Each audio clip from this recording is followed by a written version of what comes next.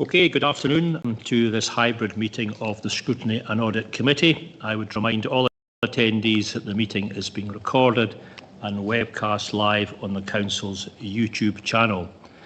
I have agreed the attendance of some members remotely and would remind all remote attendees to mute their microphones when not speaking.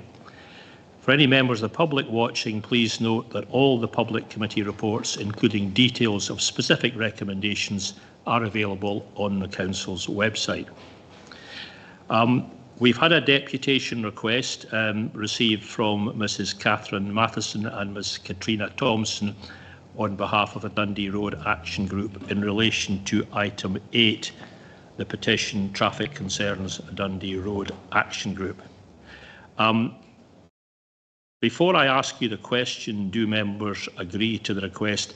I would draw your attention to item 8.3 and the sort of background information 3.1 and 3.2.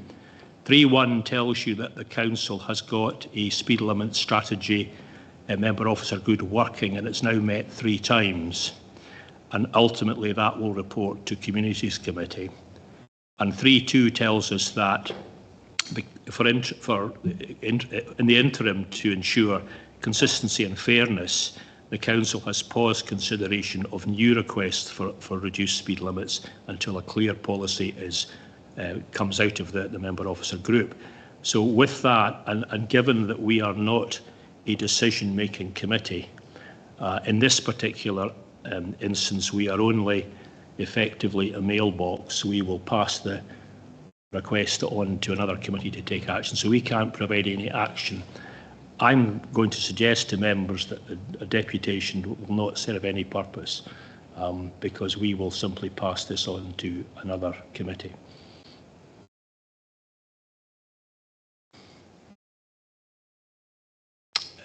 Councillor Gregg. Thank you, Convener. As a former member, I think I would ask that we do hear the deputation. I know that we don't have any decision making to be had here, and that it will, as you say, go to the Communities Committee, but I think they've gone to the trouble of creating the petition, they've turned it here in person, so I think in fairness it would be good to hear from them themselves. Mr Devine. Thanks, Convener. I would second Councillor Gregg on that. Okay. As the last man standing, I'll go with that, definitely. Absolutely, Convener. Okay, so it sounds like we will hear the petition. Okay, so that's going to be after item 8 on the agenda. Okay, can we move on to apologies and substitutions? Thank you, Convener. We have apologies from Councillor Beattie with Councillor Clark substituting. And declarations of interest and statements of transparency. Councillor Cowdy. Thank you. I'm going to put this out there. I'm sure everybody may well have received the same email. I received the email from members of the petitioning group about the issue in hand, but I haven't replied to it, so I've got no reason to leave the meeting. Thank you. Okay, thanks for clarifying that. Okay, I don't see any other declarations of interest or statements of transparency. Okay, moving on to item 3, the minutes of the previous meeting of the committee on the 17th of June and the special meeting on the 14th of August. Are these minutes agreed? Okay, thanks very much.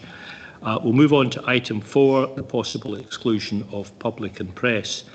The committee will be asked to consider in terms of Standing Order 27.2 whether the public and press should be excluded during consideration of item 21 so as to avoid the disclosure of information which is exempt in terms of Part 1 of Schedule 7A of the Local Government Scotland Act 1973. Is that agreed? Okay, and I would further propose that as per Standing Order 3.1 that we alter the order of business and take item 21, the exempt item, before item 20. Is that agreed? Okay, thanks very much for that. Okay, we will now move on to item 4, which is the external quality assessment against internal auditing standards. And I would ask Mrs. Cathy Wiley to present this item. Thank you, Convener. You may recall that this is something that we require to have done every 5 years. The internal audit standards require that we have an external review carried out every 5 years, and that was due just towards the end of last year, at the beginning of this year. The process that we're part of is a peer review that's undertaken by a number of my counterparts across Scotland, and our review was undertaken this year by John McCallum from North Ayrshire. I have John here in the call, and I think it's probably better if he presents to you information about the process and the findings, if you're happy for me to hand over to him, Convener. Yes, that'd be great. Thank you. Thanks, Cathy. Thanks, Cathy, and thanks, Convener, for inviting me along to today's committee. So the first thing that I would say about this report is it's a very positive report on the Internal Audit Service's conformance with the Public Sector Internal Audit Standards, also known as the SIAS. Section 1 of this report outlines the background to the SIAS and its relevance to Angus Council. Cathy's obviously already given a quick summary there of that, so I won't go into too much detail around that. What I would say is, in conducting this external quality assessment, we reviewed the adequacy and effectiveness of the service's internal procedures and obtained feedback from key stakeholders, including the Chief Executive Officer and the convener of the Scrutiny Audit Committee. The overall conclusions are noted in section 2 of the report, and this provides a quick overview of the level of conformance with the standard. The committee will see that of the 14 areas that were assessed, 13 of those have been assessed as fully conform, and 1 being assessed as generally conforming. This obviously validates the work that the team carry out and the processes in place that underpin their work.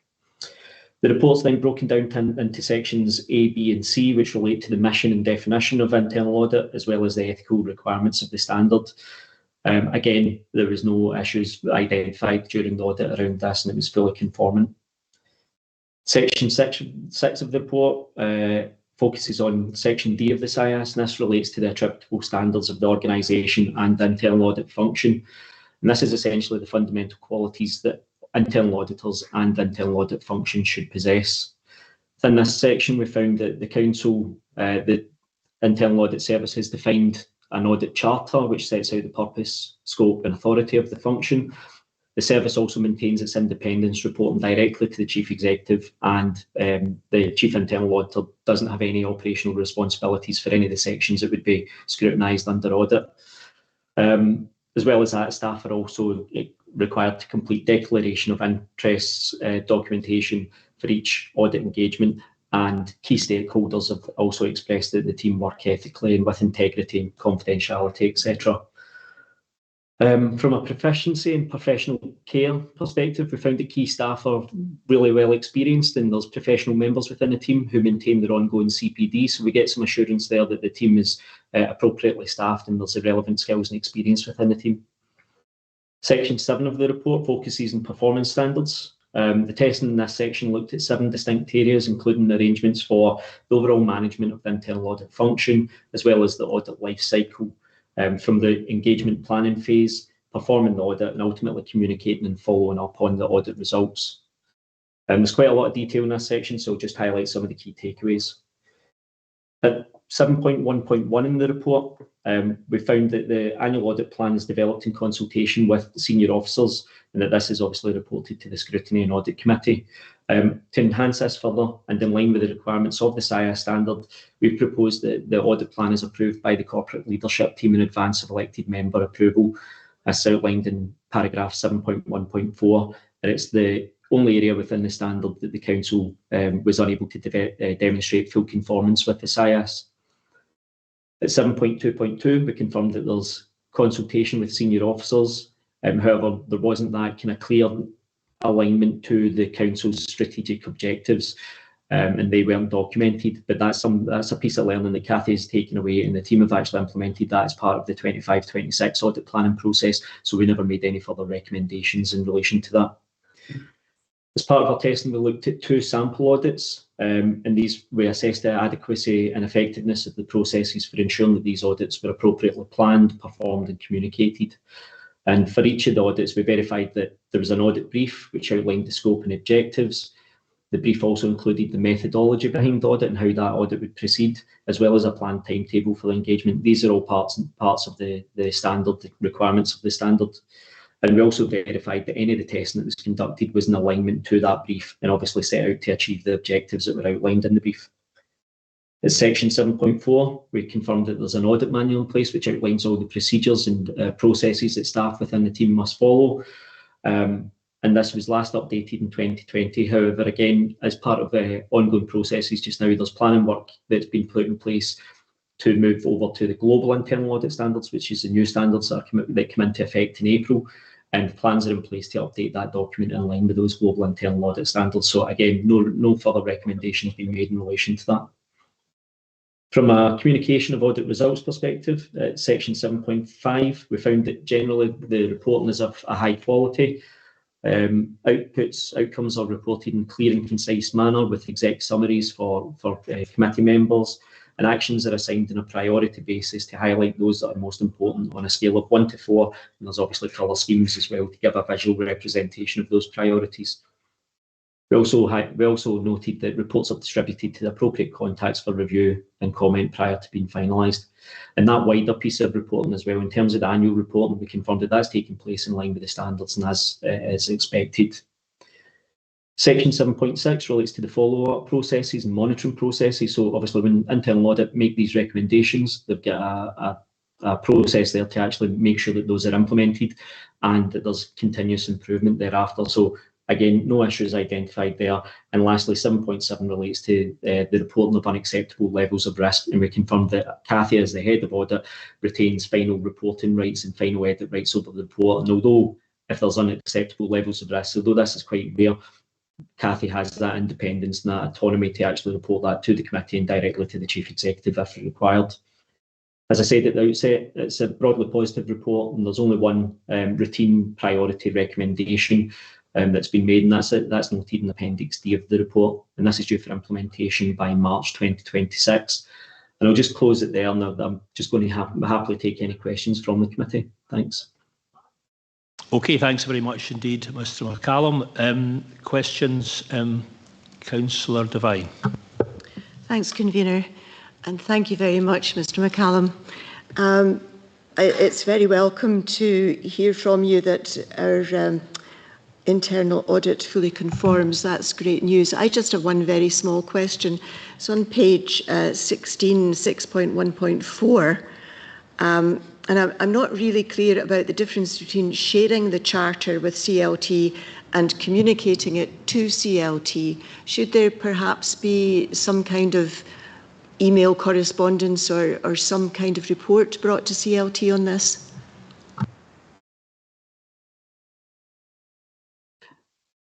Yeah, thank you very much for the question. This was around, it's shared, which is quite a passive approach, whereas I think the kind of reference within the standard is more that it should be a kind of active approach. However, as I say, from this, I never made a further recommendation around this because I felt that what Cathy and the team were doing around the charter and bringing any material updates to the committee, if there was a material update, then that would be brought and approved by the committee. But the processes that they've got internally within the team, I felt that those were adequate. As I say, it's just a differentiation between what's a kind of passive consultation type thing and an active approval type process. Hope that helps. Yeah, that's fine. Thank you. With that response, Councillor Devine. Okay, thank you. And okay, Cathy, you wanted to comment there? Yes, it was just to say that the way that the charter has to be put together is kind of explained slightly differently in the new standards. And so when we did the last review of the charter, we had a bit more involvement with CLT around what might be in there. So that will continue going forward as part of the review. There will be an annual review of this just to make sure that it keeps up to date. Okay, thanks for clarifying that. Any further comments? Councillor Bell. Thank you, Convener, and thanks very much for the report. I'm sure it represents quite a lot of time on your part, John, so thank you for that. Having been on Scrutiny Audit since 2017, I don't think this really positive report is a surprise, to be honest. I've always found the work that we see of really high standard. And I just wanted to kind of direct a question to Cathy really on the action plan. I know it's only one action, Cathy, but I guess I'm concerned about capacity of our resource to achieve that timescale. Do you feel that you can hit that, or is there any additional time that you require on that? Thanks. Thanks, Councillor Bell. We should be able to meet that. When we start planning this, we start planning at end of October, beginning of November, and we generally work back from the committee date that we're going to be bringing the plan to. So we'll just work back from a CLT date to make sure that we've got that built into the process, so that we can actually make sure that happens before the committee. Okay, thank you for that. Any other questions from any members? I don't see any at all. Okay, well, it really just leaves me to thank Mr McCallum for the report. I think it's a good report. Apart from one small item, I think it fully conforms, and that's reassuring. And as Councillor Bell has said, not a huge surprise to elected members, but still good to hear. Thanks for your attendance, Mr McCallum, and we'll let you get off to other duties now. Okay, thank you. Thank you. Okay, we now move on to. Sorry, we have effectively commented and considered that report. We're agreed we've done that. Okay, we'll move on to item 6, which is Scottish Fire and Rescue Quarterly Monitoring Report, and I'll hand over to the Area Commander, Brian Todd. Thank you, Convener. Good afternoon, everyone. I'd just like to provide members with an update on a few key areas for the Perth, Kinross, Angus and Dundee, or PCAD area, including recent management team changes, the development of our local fire and rescue plans, the relocation of our command support vehicle, and the current position within the with the service delivery review. I will keep it brief and focus on the key points for your awareness. In terms of the PCAD management team restructure, following recent promotion processes, retirements and appraisal outcomes, I've implemented changes within the PCAD LSO area management team. This restructure is designed to provide both development opportunities and long-term stability for our area. A key change is the appointment of Group Commander Paul Robertson as the Group Commander for the Angus Local Authority area. Paul brings extensive knowledge and experience, and having most recently served as the Group Commander for Dundee City. These adjustments ensure continued strong leadership across our area while supporting succession planning and staff development. The local fire and rescue plans, work is underway in the development of the new local fire and rescue plans. Following discussions with colleagues in strategic planning, performance and communications, it's been agreed that consultation on these new plans will be postponed until spring 2026. This approach will allow the plans to be informed by the outcomes of the current service delivery review consultation, ensuring they are robust and aligned with the service's future direction. Formal approval of the revised timeline is awaited from our senior leadership team and the board, and further updates will be provided once confirmed. Our command support vehicle relocation. The command support unit, or the CSU we call it, is a specialist vehicle deployed to larger and more complex incidents. It provides a mobile base for the incident command team to plan, coordinate and monitor operations, whilst ensuring effective communications with the operations control and partner agencies. The CSU, currently based at Blackness Road Station in Dundee, will shortly be relocated to Forfar Community Fire Station. This move will provide strengthened resilience across the PCAD area, enhance support in Angus, and bolster resources in a strategically important location. All Forfar staff have now received the required training, and the relocation will be implemented as a 12-month trial. At the end of this period, the PCAD management team will review the impact and effectiveness of the change. And finally, the Service Delivery Review, or SDR. The 12-week public consultation on the SDR closes today. Feedback gathered through online submissions and public events will be collated by an independent external company called ASV, who are leaders in public sector consultations, and the information will be presented to the SFRS board for consideration against the proposals for change. The board will meet on the 18th of December to make final decisions on the outcomes of the SDR. That concludes my update for today. I hope it provides elected members with an overview of some key areas of work being undertaken at the moment. And I'll now hand you over to Paul to deliver the quarterly report. And I'm happy to take any questions or comments at the end of the report, if that's okay with yourself, Convener. Yes, on you go. Thank you. Thanks, Brian. Thanks, Convener. I'm aware that members have had the report circulated for a couple of weeks now, and I'll have had time to read it in detail. So I'm going to do an overview of the report and then go into some more details around about the activity of the Community Action Team. So it will be noted that there's an increase in overall incidents attended. These are mostly driven by outdoor fires, with an increase in deliberate fire activity on last quarter and the same quarter last year. There were 10 accidental dwelling fires in the quarter. That's a significant drop on the last quarter, and it's below the 4-year average. At each of these incidents, crews will engage directly with homeowners to provide advice and home fire safety visits where required. From those incidents, there was 1 non-fatal casualty, and that again is a drop on previous 3 quarters. High-risk home fire safety visits continue to be a focus and are driven through partner referrals so that the need is delivered at the most acute level.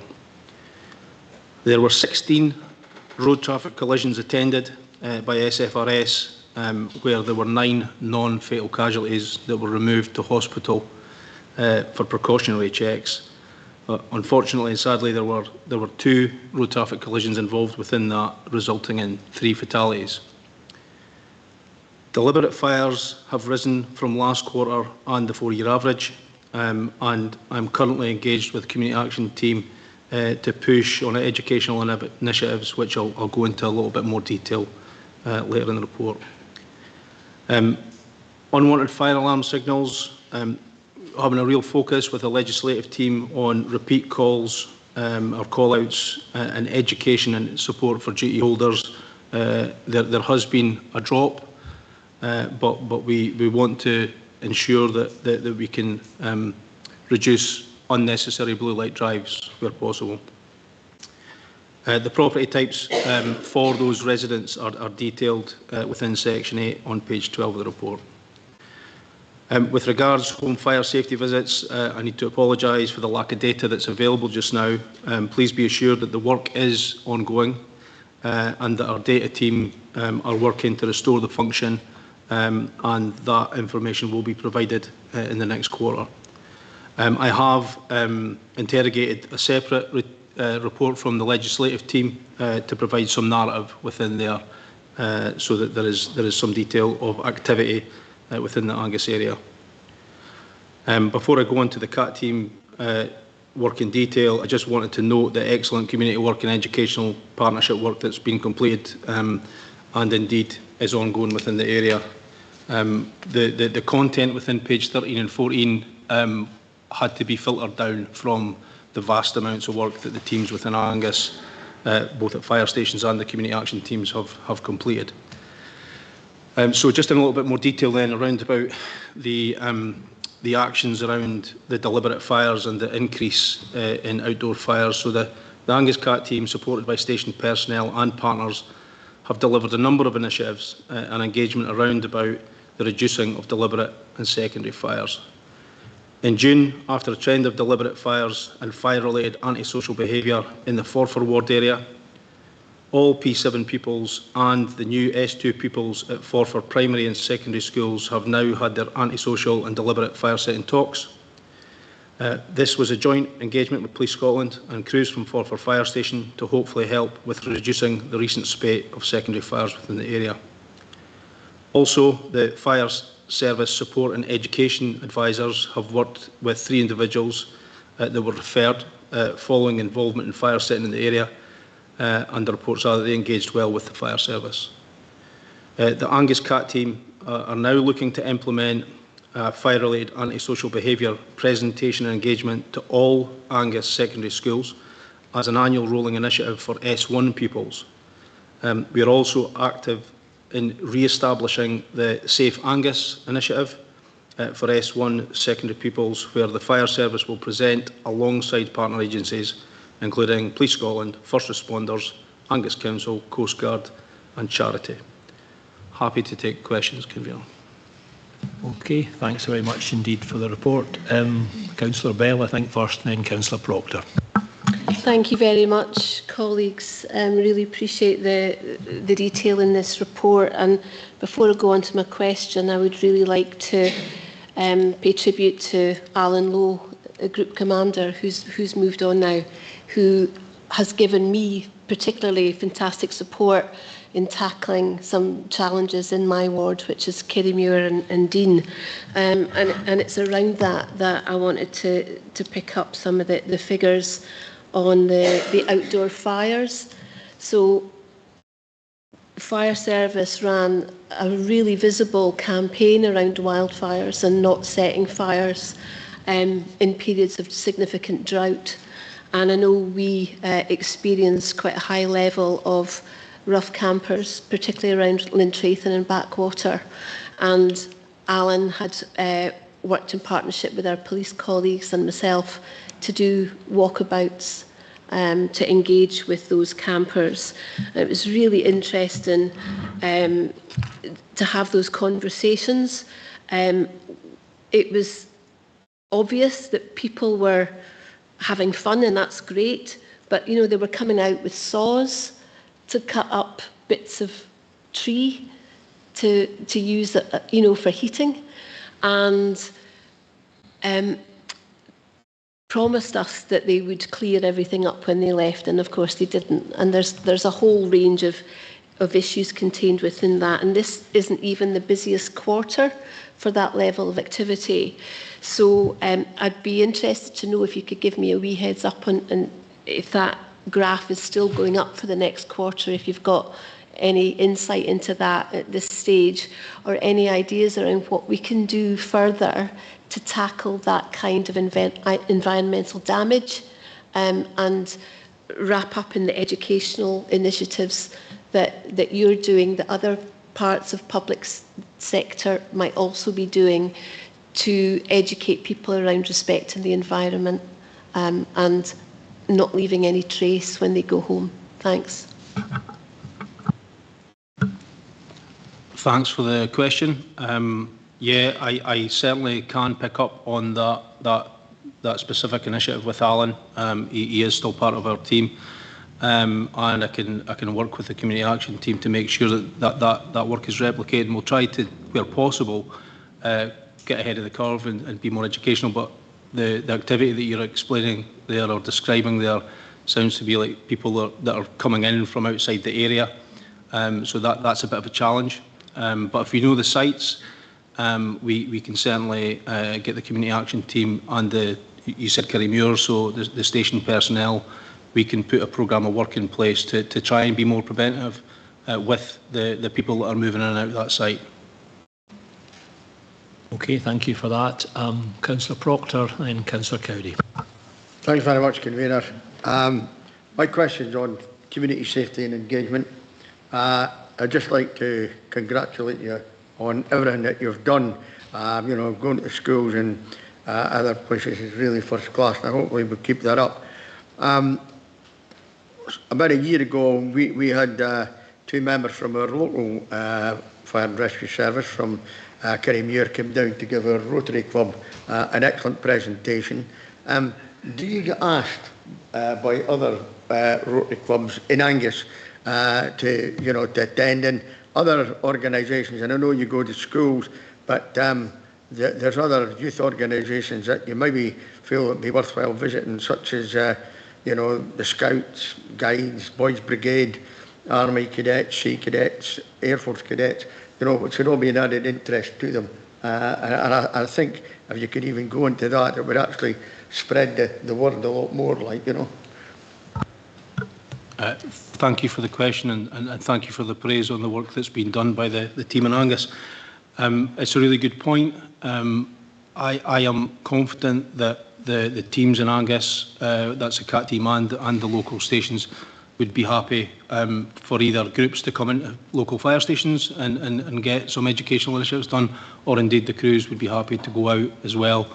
I'm not aware of any other requests to different Rotary clubs within the Angus area. I can ask that question. I mean, we are quite visible within the website and such like, and we are community hubs, you know, so we would just encourage in any of the groups that look to have a little bit of our time so that we can deliver the appropriate educational initiatives, because there are a full scope from primary 1 right through to school leavers and beyond with regard safety in the home. So I would encourage that, and I'd be happy to assist with that if I could. Okay, thank you for that. Thank you very much, and I'm quite happy to pass that on. I think we acknowledge the huge amount of community work that the fire service does, and that's you've given us 1 or 2 examples. Councillor Cowdy. Thanks very much. So this is also about community engagement, and it's sort of a look back on this and also a look forward, because I believe this is the last opportunity we'll have to ask you about this before fireworks season kicks off. So I just wondered if you could go into a bit of detail on any sort of community engagement that you and or the police have been doing maybe last year, and what you might be doing on that subject this year to make sure things stay fun and safe. Thank you. Thank you for the question. Yes, coming from a background of working in Dundee for the last 3 years, and the significant antisocial behaviour that has been there, I think, from 2022, and the work that in partnership with Police Scotland and local council, then absolutely, I think that the planning for Ops Moonbeam has already started. And that engagement work will be ongoing. There will be crews and community action team within Angus going out to schools to talk to schools about fire-related antisocial behaviour, etc., and particular to the activity that goes on around about that time of year. Okay, thank you. Yeah. Sorry, I just come back. I think that's a really important question, and it's very much a partnership approach and it's about building relationships. It's about identifying areas of risk for us and working with partners to 1, identify that, and 2, to reduce it. But certainly my experience in my year in post in here is we're very, very proactive in terms of building those relationships to try and reduce the impact on 1, the community, and 2, the emergency services. So we'll continue to do that. We'll continue to work with partners. We'll identify risk, we'll engage, we'll do walk rounds, and we've got relationships with the council to remove rubbish, for example, to reduce that risk. So there's multiple proactive measures we can take, and actually those interventions really paid off for us last year, and I would hope that would continue into this year. So we'll actively be engaging with partners as we move into that November period and Operation Moonbeam. Thank you. Okay, thank you. And Councillor Melville online. Yeah, thanks, Convener, and I want to thank both of you for all the information that you've given us in the report as well. I mean, you mentioned just at the start of what you were saying about the service delivery review, and obviously that has knock-on implications for fire cover in Angus. The final day is today. I just wonder if you have any indication of the kind of numbers of people who have responded to the consultation thus far, in terms of the Balmossy station, if you're able to give us that information at this stage, or if we need to wait. Do you want to comment on that one, Mr. Todd, just to give us an update? Yeah, I'm happy to answer that question. As you mentioned, the consultation closes today. At this time, I don't have any information in terms of that, but I'm happy once that's been provided. I'm happy to get back to you, Councillor Melville, and provide you with that information once it's available. Thanks, I would appreciate that. Okay, thanks very much indeed for that. And I've got Councillor Speed online, and then Councillor Shepherd. Councillor Speed. Yep, thank you. It was in relation to ongoing work with deaf links and the community, particularly those who experience sensory loss.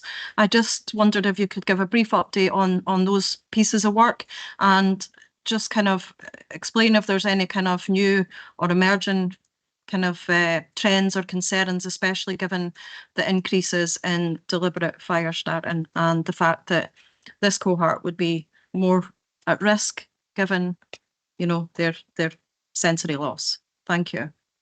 Okay, thank you. Yeah, thanks for your question.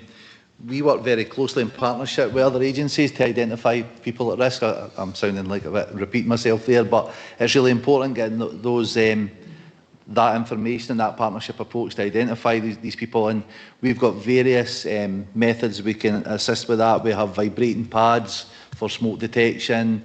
We have contact numbers that the deaf or disabled can use as well. So we're very much a partnership approach, identifying local people and local communities that need our assistance, and then providing that through our community action team. And that's signposting as well. So whilst we're there, we can also do that wider assessment of risk.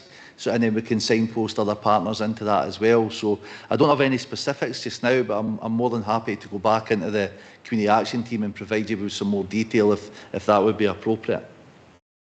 That's great. Thank you very much. Okay, thank you for the question. And Councillor Shepherd in the chamber. Thanks, Convener. Just really highlighting some concern over the deliberate fires. I mentioned this at the previous Scrutiny Audit meeting, and you know, I know there's a lot of work going into that, like given in the report and the last time. So I was hoping to see, you know, a reduction in some of the data coming through, but maybe that'll just take a bit longer. But if I home in on the 2 Arbroath wards, in the last Scrutiny Audit report, we had 12 deliberate fires in Arbroath East and Lunan, and we had 5 in Arbroath West, Lether and Freecombe. And in this quarter's figures, we've got 17 in Arbroath East and Lunan, and we're up to 11 in Arbroath West, Lether and Freecombe, which is my ward. So you know, that's over 100% increase in 1 quarter. So the figures just aren't matching with the work that's going in. Is it just going to take some time for us to see that? Because it's just you know, I feel you're doing everything you can. If I was in your position, I couldn't see what more you could do, but just the data it concerns me. Thanks very much. Thanks, Councillor. Thanks for the question. It's entirely valid, and I totally understand the concerns in relation to the numbers and the percentage rise. The answer is that the educational part will take time. It takes time for the crews to engage and for that information to get through. And I would say that the numbers that we're talking about, as opposed to the percentages, in my experience working in Dundee for the last 3 years with significantly higher numbers, but obviously driven by population, etc., it can take a small group of people, you know, 2 or 3 kids that get involved in that kind of behaviour can massively drive the figures up. So we have the advocates and we have the teams that are working directly with people that refer to us, and we have the educational initiatives being driven, as well as things like the Safer Angus and stuff. And unfortunately, it can take a bit of time to get through. But in saying that, I have also seen within Dundee where a particular group of youths who we've managed to, and we are talking about small numbers, 2 or 3 kids that have been drawn to that are responsible for really high numbers of incidents, and engaging with them and then seeing a fairly significant drop quite quickly. So I can only say that the teams are out there working. The education will get pushed, not just by ourselves, but with partners as well in that antisocial behaviour activity. And I'm hoping that we're reporting better numbers through the rest of the year. Thank you. Thanks for that. Okay, thank you. I don't see any further questions. Any comments from elected members? Councillor Gregg. Thank you, Convener. Firstly, I'd like to obviously thank the Scottish Fire Rescue Service for everything that they do. It's disappointing to reason here. I'm sure my ward colleagues will agree with me then, with deliberate fires that Forfar districts are sitting top of the list with quite a dramatic increase, which is worrying to see and to hear, and disappointing at the same time. Although having heard from fire service there, and from the work that we know that they do already in engaging with our education service, I look forward to seeing quite a dramatic reduction in those for the next report. Thank you. Okay, thank you. Any further comments? Councillor Gall? Thank you, Convener. It's obviously good to see the huge amount of educational initiatives that the Fire Service continue to do. But just coming on the back of something that Councillor Bell was talking about, I think a lot of people just assume Scotland is wet and there's no danger, but it's not just an age thing. There's people right across the age demographic that don't actually realise how vulnerable Scotland's countryside is. We've had an incredibly dry year. Huge parts of rural Scotland have been tinder dry, and even a discarded glass bottle, disposable barbecue, or even a cigarette butt left can see thousands of hectares go up. So I think this goes right across the board from school children. Hopefully that message goes home to parents, grandparents, etc. But this is a much wider thing that we're seeing, just because obviously the climate's changing and we are seeing longer periods of drought. But it is a pretty serious thing, and some of the coverage we've seen, it's quite terrifying how quickly fire spreads. So hopefully we do see that kind of come forward. Okay, thank you for that comment. Do either of you gentlemen want to address that comment from Councillor Gall? I think we were talking about that issue earlier on. Yeah, I totally acknowledge wildfire and the risk from wildfire is an emerging risk for us, and it's something as an organisation we've recognised. We are developing our communication tactics and how we engage that, and that's through national TV, through radio, for example, and then really looking at local risks and targeting local areas where we know there is that risk. But we've also enhanced our wildfire capability recently with the introduction of all-terrain vehicles and different methods for firefighting during wildfire. So those are national assets, and we can pull them from anywhere in the country to assist us in spate conditions in wildfires, for example. Access to helicopters, we've improved that as well for tackling fires over extensive areas. So whilst it's an emerging risk, it's something we're really developing at pace, and how we tackle and look at how we adopt firefighting techniques for this type of incident. So yeah, we'll do everything we can to drive and prevent it. Prevention is always the best method, but for that operational activity, we are enhancing our resources and how we tackle this type of incident as well. Okay, thank you for that, and thank you for the comment, Councillor Gall. Are there any further comments from elected members? Okay, I think we have noted and scrutinised the paper as instructed, and thank our colleagues from Fire and Rescue, and they will stay for the next item, and hand over to Chief Superintendent Nicola Russell for the quarterly police report.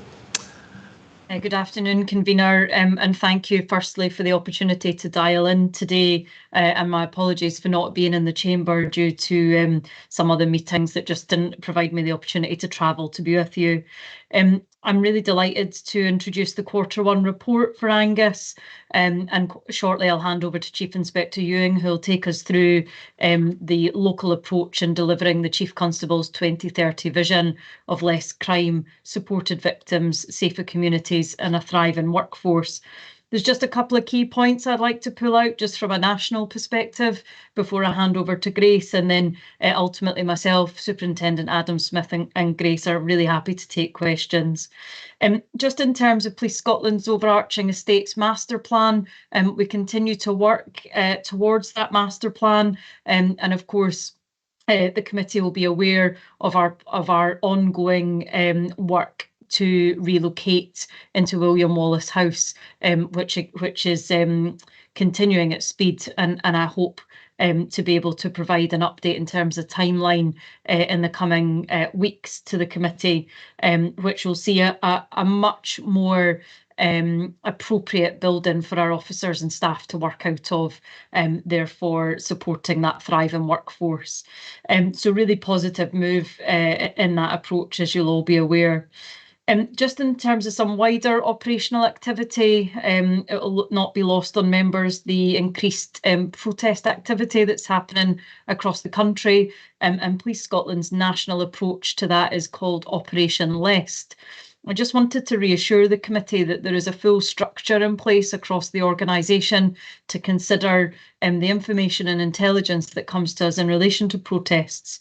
Now, of course, Police Scotland will absolutely support people's approach to lawful and peaceful protest, and we will continue to do that. But it's also really important to consider our appropriate response should those matters not be peaceful or indeed lawful. Really happy to take any kind of further questions in relation to that post the report, but just to provide that assurance that locally we remain engaged with our communities, our community groups, and as I said, we respond appropriately to intelligence and information that we have. So without further ado, Convener, I'll hand over to Chief Inspector Grace Ewing. She'll take us through the report. Thank you. Okay, thank you. Thank you. Afternoon, Convener. As always, I don't intend to go through the whole report line by line. I will look through our performance on a page from page 55 in your pack and draw out some highlights as we move through the various crime groups. So starting with Group 4, incidents of antisocial behaviour and disorder. Unfortunately, we do continue to see an increase in this area, and I'm also acutely aware that there will be incidents that go unreported. However, with continued community engagements, we're seeking out opportunities to understand and tackle these issues. Our partnerships team continue to respond to ongoing and emerging issues, and in pages 59 to 62, I've covered a vast array of proactive activities undertaken by all our local community policing teams throughout Angus, alongside partners to address incidents of both antisocial behaviour in public and private spaces. Scottish Fire and Rescue colleagues have already covered the impact of the willful fire reasons within Angus in this quarter, the most significant being the fire at Mason Dew Church. But we did identify 2 youths as being responsible, and they were subsequently reported to the Youth Justice Assessor.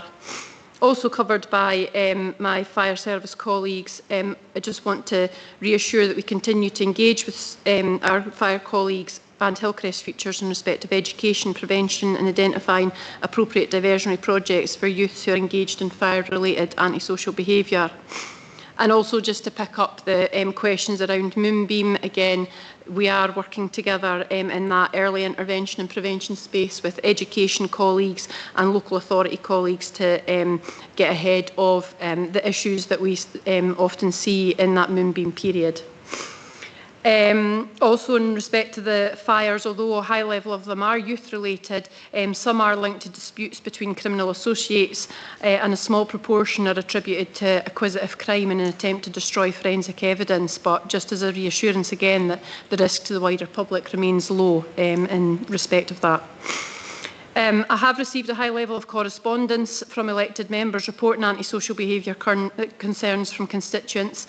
However, a number of these incidents have either been underreported or gone completely unreported. And I can only continue to ask that you ensure members of the public are continuing to report community antisocial behaviour issues so that we can respond to emerging issues as they arise, have a full picture of the issues in specific areas and build an intelligence to take appropriate enforcement and action. Moving into Group 1, crimes of violence, we have seen an increase across all the violence categories, with 15 serious assaults in this quarter compared to 8 in the last year to date. 13 are currently detected, with a 93.33% detection rate, which is the highest it has been in the last 2 years. In respect of robberies, within quarter 1 there were 14, which is an increase of 7 from last year to date, but only an increase of 1 from the last quarter. The detection rate of 57.14% is worth pointing out that these still have a number of positive lines of inquiry, and therefore I am hopeful that detection rates will improve as these investigations progress.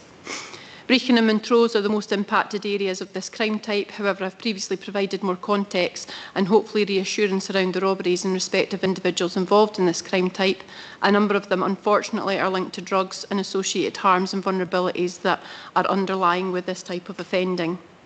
The vast majority of our communities will not fall victim of a random robbery, and CID take ownership of these inquiries to ensure consistency of practice while also improving support to victims with referrals into partners. We are continuing to carry out analytical work to better understand what underlies these Group 1 crimes and do more to prevent them in the future.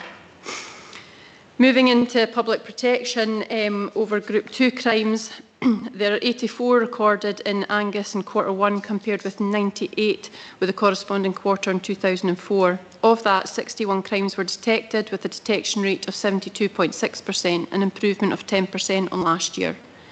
In the current year to date, 121 Group 2 crimes have been recorded in Angus compared with 125 last year. The reports of rape have risen from 14 last year to 36 crime reports this current year to date, which is a significant increase of 150%. However, positively, detection rates for rape currently sit at 77.78%. Of note, I thought it imperative to highlight that despite this rise, only 4 rape reports relate to offences committed within Q1. This is typical of Group 2 offending, which also includes non-recent reporting, with the remaining crime reports in Q1 extending as far back as 1988. Those 84 crimes relate to 40 complainers, again highlighting the tragic reality that most complainers are likely to be victim of multiple offences, mostly perpetrated by persons who are known to them either through a domestic or family relationship. Touching on domestic abuse, the domestic abuse figures for Q1 in Angus represent DASA-only offences. The Domestic Abuse Act came into force on the 1st of April 2019, and this allows the full circumstances of an abusive relationship, which can span a considerable period of time, to be reported under a single offence, provided there is a course of conduct, allowing us to take action against those who are involved in controlling and coercive behaviours, as well as those who are physically abusive to partners or ex-partners. It is a really effective power to ensure victim safety. It does often take time to fully investigate these crime types due to the nature of the offences, so detection rates are likely to improve as we progress inquiries and gather evidence and bring people before the courts. Within the current year to date, there were 23 DASA offences recorded in Angus, which is a percentage increase of 64.29% on last year, with a detection rate of 73.91 and a 9.6% improvement on the last year. Whilst recorded crime of this type has significantly increased, so too has the detection. Within Q1, 19 DASA offences were recorded, 3 of the 19 remain live investigations, and only 1 of the 19 has been closed as unsolved. Moving on to page 63, we continue to be committed to crimes which impact our local wildlife. Similar to the previous quarter, there were again 5 wildlife crimes recorded, which related to fishing, setting of snares and harms to birds. These were in different locations from the previous quarter, and my community policing teams in the more rural areas continue to engage with locals and will proactively address any behaviours that are a threat to our local wildlife. Moving into page 64, tackling acquisitive crime. There are 23 housebreakings to dwelling houses crimes recorded in Angus during Q1. This is the same figure as committed during Q4, and this is an increase from the 11 reported in the same reporting period last year in Q1. Our Broth area has the largest number of recorded residential housebreakings in Q1, with 12 recorded, although it should be noted that several of these crimes were recorded in the caravan park and committed by youths. There is an even spread across the other Angus areas. On page 65, I have broken down the various categories of vehicle crime we record. There had been a significant increase of 69 crimes between Q4 last year and Q1. However, detection rates have improved from 42% to 62%. I thought it important to differentiate between some of the lower level offences. As a result, you will see that a high proportion of the crimes recorded are thefts from insecure vehicles. Thefts of motor vehicles are up compared to last quarter and can be attributed to a series of crimes committed by 3 local males, several motorbikes being stolen and a number of cars being taken unlawfully by persons known to the owner. Of note, there was a notable detection in Angus involving 2 youths being detected as responsible for a crime series within the Brecon, Montrose and Arbroath areas. These youths were charged and reported with 5 theft by motor vehicles, 8 theft from motor vehicles, 1 theft by housebreaking, 1 housebreaking with intent, 4 road traffic offences and trespassing on a railway. These offences were committed overnight to evade detection. However, robust investigation skills coupled with local knowledge led to officers successfully identifying the youths and tracing them and reporting them. Moving into shoplifting, we've been encouraged to see a reduction in our shoplifting figures. In Q1, there have been 145 recorded crimes, which is a reduction of 61 from the same period last year, and a reduction of 21 from the previous quarter when we recorded 166. We recognise high volume crime and the reasons are well understood: cost of living crisis, increased poverty and addictions, all fuelling a rise nationally. Officers worked really hard in this space over the last offenders were traced, crime sprees identified and linked, with robust reporting to the Procurator Fiscal, requesting bail conditions, as well as making remands and CRASBO requests for our high tariff offenders. This did have a positive impact. However, a number of these repeat, persistent and prolific offenders are back in our communities and already reoffending. We as a division have secured funding from the Retail Task Force, and this will be used to provide proactive, high visibility patrols, supporting retailers, deterring offending while strengthening the collective protection against retail crime. Across pages 68 and 69, I have covered prevention activities undertaken in collaboration with partners to protect people from harm. We are working with our analysis to provide data around priority locations for our drugs and substance harms, as well as naloxone administrations, to ensure we are focusing in these particular areas through high visibility patrols to deter drug activities, stop search to detect possession offences, and build intelligence for enforcement to ultimately remove illegal substances from our communities and safeguard victims. You will also note the tragic increase in suicides of 5 males and 2 females during the Q1 period. Our Angus Partnerships team work closely with the Angus Suicide Prevention team and are heavily involved in shaping local prevention work. Briefing packs are well received and reviewed regularly to ensure up-to-date content. Our partnerships team have been monitoring the launch of the Beacon with awareness sessions given to local officers, ensuring they understand the police referral pathway. This has been well utilised since opening and is an invaluable support to those in mental health distress needing support out of hours.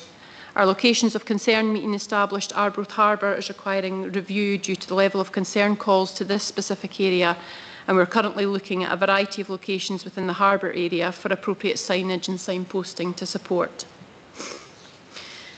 Moving into road safety on page 70, as it reads, Angus LP has suffered 4 fatalities for the period under review, 2 of which were sadly teenagers travelling in the same vehicle and another 2 which were motorcyclists. Road safety enforcement continues to be carried out as part of routine business for road policing units. Focused patrol work will be complemented using available technology and databases, intelligence target packages and specific tasking results from local tasking and coordination processes to tackle criminality. Local policing and our road policing officers have been able to target driver behaviour, which we believe will have the greatest impact on casualty reduction and address community concerns. Enforcement activity has concentrated on the fatal 5, which are the dangerous, careless driving, drug driving, speeding, seatbelts and mobile phones, all in line with national and local objectives and initiatives. My probationary officers here in Angus are getting more exposure to road traffic offences through joint patrols with road policing officers to increase their confidence and knowledge in this important area of policing. Operation Challenge is also our multi-agency operation targeting the antisocial and illegal use of off-road motorbikes, and similarly is underway. And I provide further updates at future scrutiny boards once we have reviewed our proactive response over the summer period. There was recent media coverage of activities in the Arbroath area, and officers are also replicating this in Montrose, Strathmartin, Auchterhouse, Birkhill areas. We have utilised the newly acquired drone unit from Dundee to assist us with inquiries and to act as a deterrent, and we hope to see some positive results from our proactivity in this space. As always, our report contains a lot of information around all of the above. There is a significant amount of proactive work ongoing in your local communities and a lot of positives against the backdrop of the challenges we continue to have with resourcing and ongoing call demand. Thank you for your time, and I welcome any questions. Okay, thanks very much indeed. I've got Councillor Bell, Councillor Proctor and the rest of the front row. So Councillor Bell, Councillor Proctor, and 3 in front of me. Thank you very much, Nikki and Grace, for such a comprehensive report that really demonstrates how much you're managing to achieve across the whole of the county. First of all, again, thank you for all the support I've had over the summer period around the behaviours that we've seen out in our rural beauty spots. That's been really appreciated. I'm going to sneak in a couple of questions, if that's all right. And I'm really glad that you mentioned the beacon, first of all, Grace, and the really tragic number of suicides. I know there's a huge amount of work going on there, so I'm going to leave that to one side just to acknowledge it. I wanted to pick up on the protest issue that Nikki mentioned, and both you, Nikki and Grace, were really helpful to me in a recent issue that came up in Kerrymuir, that just demonstrated to me that the narrative that is pervading online and in our more traditional media as well is filtering into our communities, and it's really distressing. So I wondered if the protests in other areas are having a big impact on our resource in Angus, how you're managing that, and also if in the next quarter's report we could possibly have a focus on any racially aggravated or motivated incidents, just to keep an eye on that. I would find that very helpful, please. And my other question is around, you may well be aware that Angus Council is currently out to consultation on 20-mile-an-hour policies across Angus and some specifics. I know I've got quite a few villages in my wards that are really keen to have a 20-mile-an-hour limit installed. However, given the demands on the time, what's your view as a police authority around policing 20-mile-an-hour zones and the impact that might have on your resource? Because communities would expect enforcement, and I just don't know how practical that might be. So that's probably enough to be going on with. But thank you very much. Convener, I'm happy to pick those points up if that's all right. Yeah, that would be grand, Chief Superintendent. You go ahead on that one. Yep. Thanks so much. Thanks for your question, Councillor. So I'll just take the first one in relation to our response to the protests and the impact that's having across Tayside and sort of specifically Angus. So ultimately, we've seen protest activity in around Perth and Kinross for the last few weeks. We've then started to get protest activity in Dundee last week, all of which widely documented and you'll all have seen within the media. Superintendent Smith's on the call and has the operational overview for us across Tayside. And what I would say to you is what we don't do is move our resource out of Angus to police elsewhere. Well, we might do that, and I might flex the resource across the division, but not at the impact of the communities within Angus. So we will always have a suitable policing footprint in the area. That, of course, brings challenge because these, protests are starting to increase in terms of numbers, but we're a national service, so we've got the opportunity to get resource and support from elsewhere because we still have to deliver business as usual, which is an absolute fundamental priority for us as a service. So I'll bring Adam in and see if he just wants to cover any additional points in relation to that, Councillor, and then I'll pick up your second point about the 20-mile-an-hour limit. So Adam, do you want to add anything on that? Just to reiterate, so I sit on the national command structure of this, so all the different local authorities are represented, and we're discussing the approaches to protest across the country so it's consistent. We've had assistance from officers from Glasgow and Falkirk over the last few weeks to support some of the activity in Perth and Dundee, so that's just the benefits of the national service. We've been fortunate that there's not been a huge impact on Angus to date, but we're mindful that these protests could happen anywhere, and we've got contingencies in place to cope with them. Thanks so much for that, Adam. Just on to your second point, Councillor, around the 20-mile-an-hour limit. So it's asked quite frequently across the different scrutiny boards in terms of our approach to the 20-mile-an-hour limits. The Scottish Government set out some clear policy and direction in relation to 20-mile-an-hour driving limits, and ultimately, from a self-policing perspective, the whole idea behind them is that it educates drivers and riders and ensures them to slow down, as well as other kind of traffic calming measures that may well be implemented.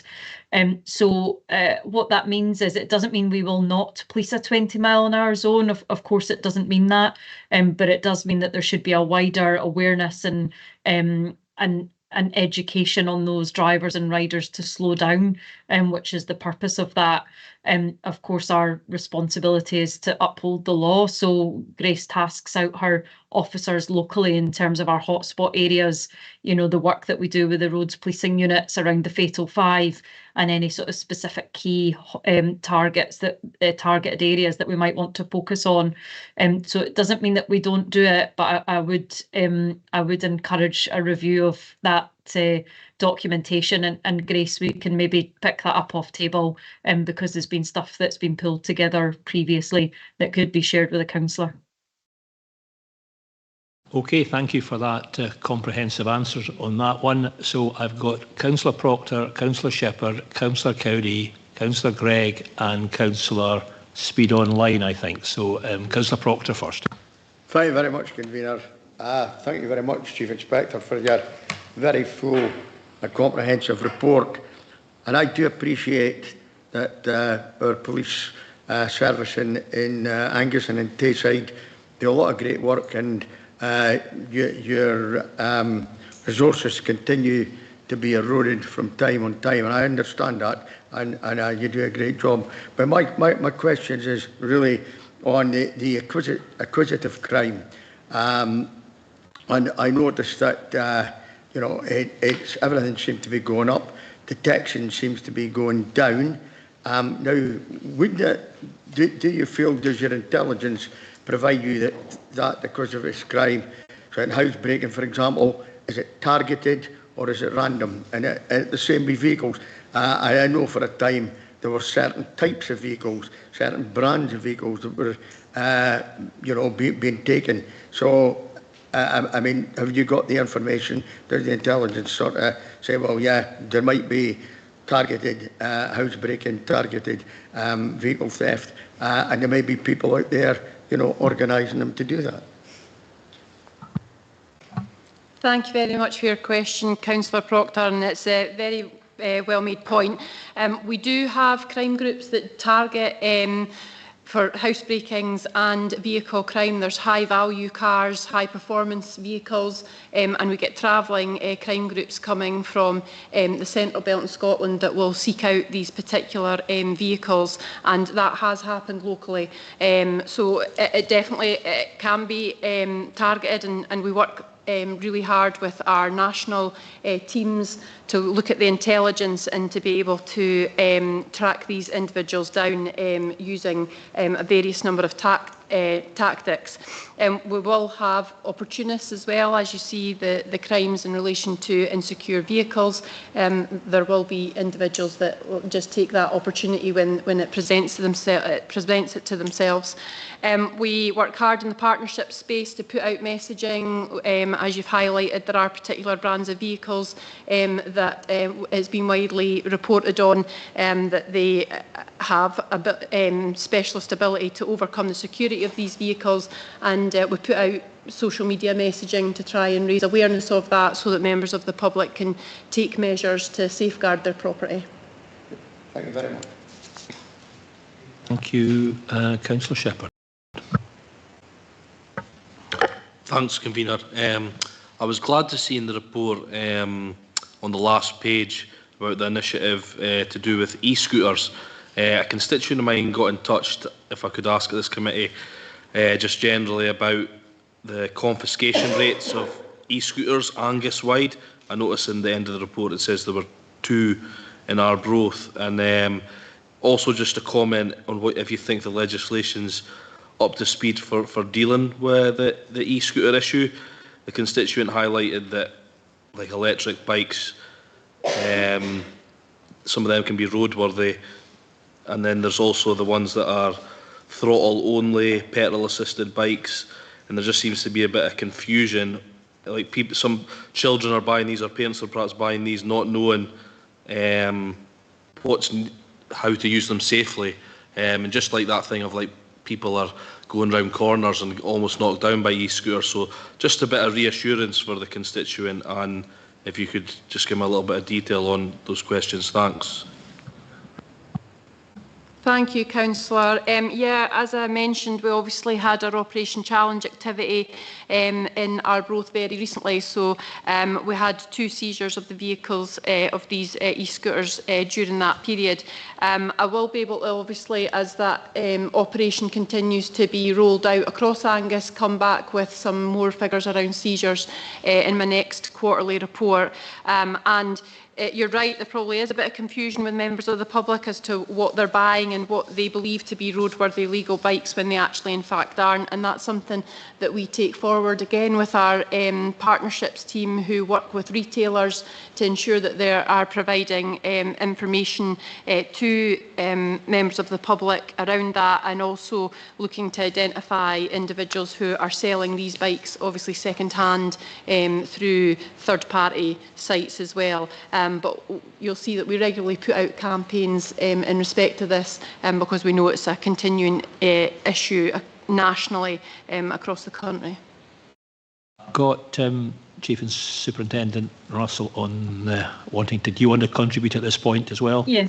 Thanks, Convener. Yeah, I would just add probably on that point that Grace has made, you know, that this is a national issue for us across Police Scotland, and fundamentally these e-scooters and off-road bikes or sort of adapted electric bikes have got to be roadworthy. So they have to be fit for use on a road.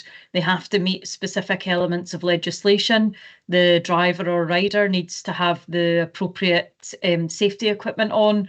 And again, you know, vehicles need to be insured and MOT'd, etc., etc. So we're absolutely alive to the fact that there's multiple elements to this. And of course, what we do through Operation Challenge is work in partnership to try and identify the people that are using these and then use the legislation in order to remove them from our roads. So yeah, as Grace has picked up on, it is a wider issue for us in terms of education, but one that we continue to work with partners on. Thank you. Okay, thank you for that. Councillor Cowdery. Thank you very much. So my question is relating to the increase in protests. There's 2 parts of it, I guess. The first is, I guess this might be for Adam. How do you gather the intelligence on protests that may be about to occur in the local area? Just bearing in mind how much of this is now being organised on social media. Be great to have an insight into that. And then second part would be, would it be possible for you to give elected members the heads up as and when there is something that may be a way to occur in the local area, because that would make us aware and ready to deal with it? Thank you. Superintendent Smith, do you want to cover that point? So just on the first point, as I say, there's not been any protest activity within the Angus area so far. We will, of course, if we do get an indication of a protest, as we have done in Perth and Dundee, we will notify local elected members, and it's important for us to link in with partners and the local authority as well, where we look at the planning around these protests. Just in relation to intelligence-wise, there's a number of things we do, but one of the most important things is our community officers out in the community, speaking people to get an understanding of, we generally get notification of when a protest is going to happen, but we want to understand what the implications of those protests are, who's likely to attend and how that's likely to impact the community. One of the other methods we use is our protest liaison team. So we have specially trained officers that will go out and engage with protest organisers to understand what their intentions are and to provide some dialogue around what we need from them to facilitate a lawful and peaceful protest, and just to outline the legalities around that and some parameters we need to put in place. So it's those lines of dialogue. Of course, there's open source research as well. When we become aware of things online, we look into explore what the narratives are there. And that may, of course, lead to intelligence taskings. So we will use tactics I won't discuss here about assets to go out and gather intelligence for us. I hope that gives you a bit of an overview of what goes on in the background. And I suppose my plea to everybody here is let us know if things are brewing. It's really important that the people on this call today give us the early heads up of what's coming, and that's one of the best ways we have an understanding of what's going on in the community. Thank you very much. Okay, thanks for the question. Thanks for the very comprehensive answer. And Councillor Gregg. Thank you, Convener. My question has been answered. Councillor Speed, you had your hand up a while ago. Have you still got a question, or? Oh, yeah, thank you. Sorry, I dropped off the call. Yeah, my question is in relation to a kind of reporting and kind of partnership working when people within the community report issues of crime or antisocial behaviour. They often explain it or describe it as just being passed from pillar to post, and there seems to be more that we can't do compared to what we can do to address issues within the community. And I just wondered what can be done to make that experience better for people so that they don't just feel that they're getting passed around with little difference being made. So that, just to clarify, these are complaints made to the police, Councillor Well, Speed?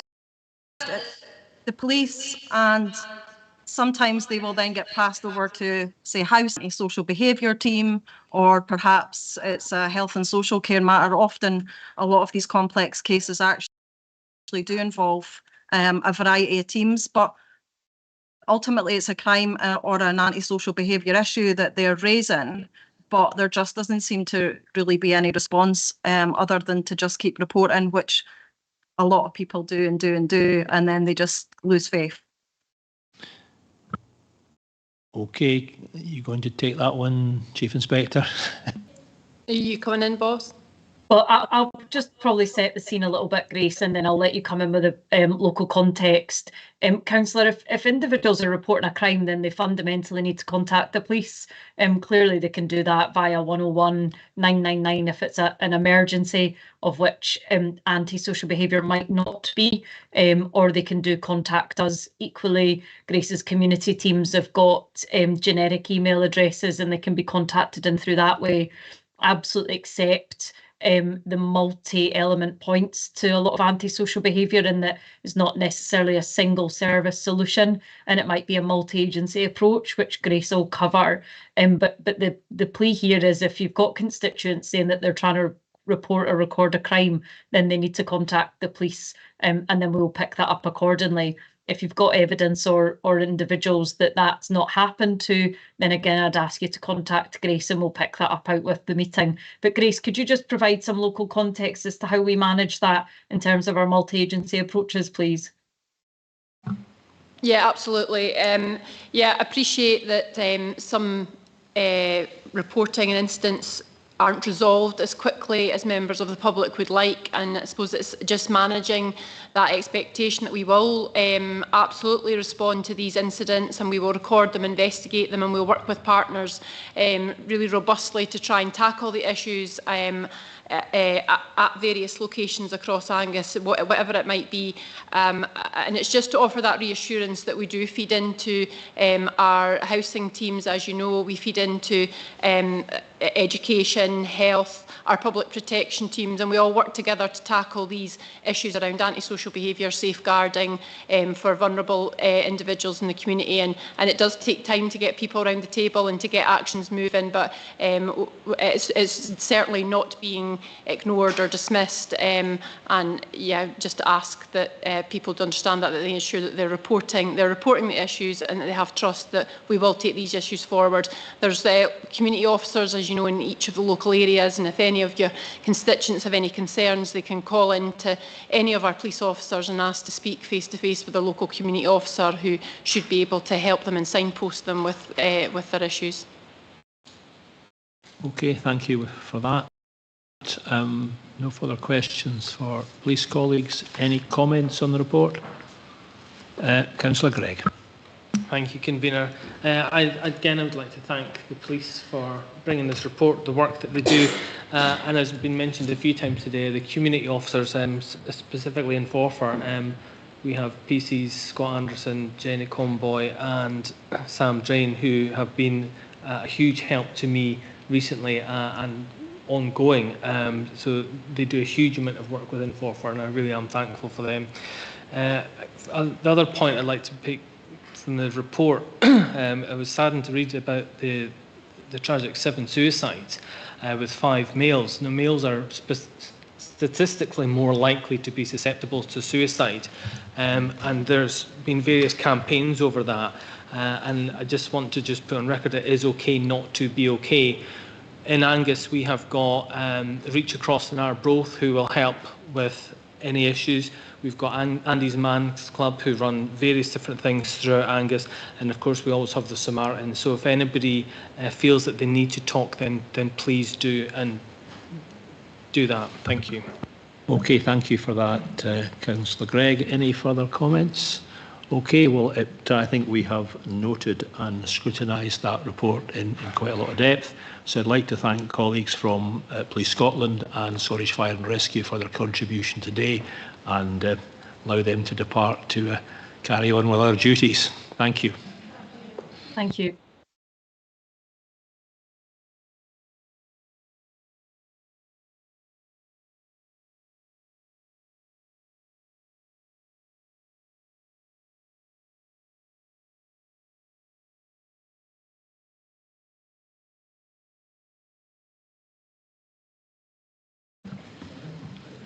So we'll now move on to item 8, the petition on traffic concerns from the Dundee Road Action Group, and we have Ms Catherine Matheson and Ms Katrina Thompson. If you want just to come forward to the microphones there. You have got 10 minutes. I'll reiterate what I said earlier. This committee is not a decision-making committee, so all we can do is the only action we can really take is to refer this to another committee, which will actually action things. And that committee is currently looking at essentially the speeding issue, where we're looking for an Angus-wide, or consulting on an Angus-wide plan, and any other engineering work is a matter for that committee. But you've got 10 minutes, and there may well be questions from elected members. So over to you, ladies.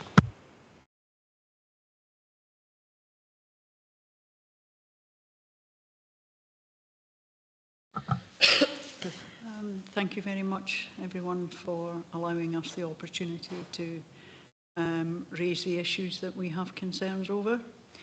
The Dundee Road in Forfar is a main arterial route through the town, giving direct access to the A90.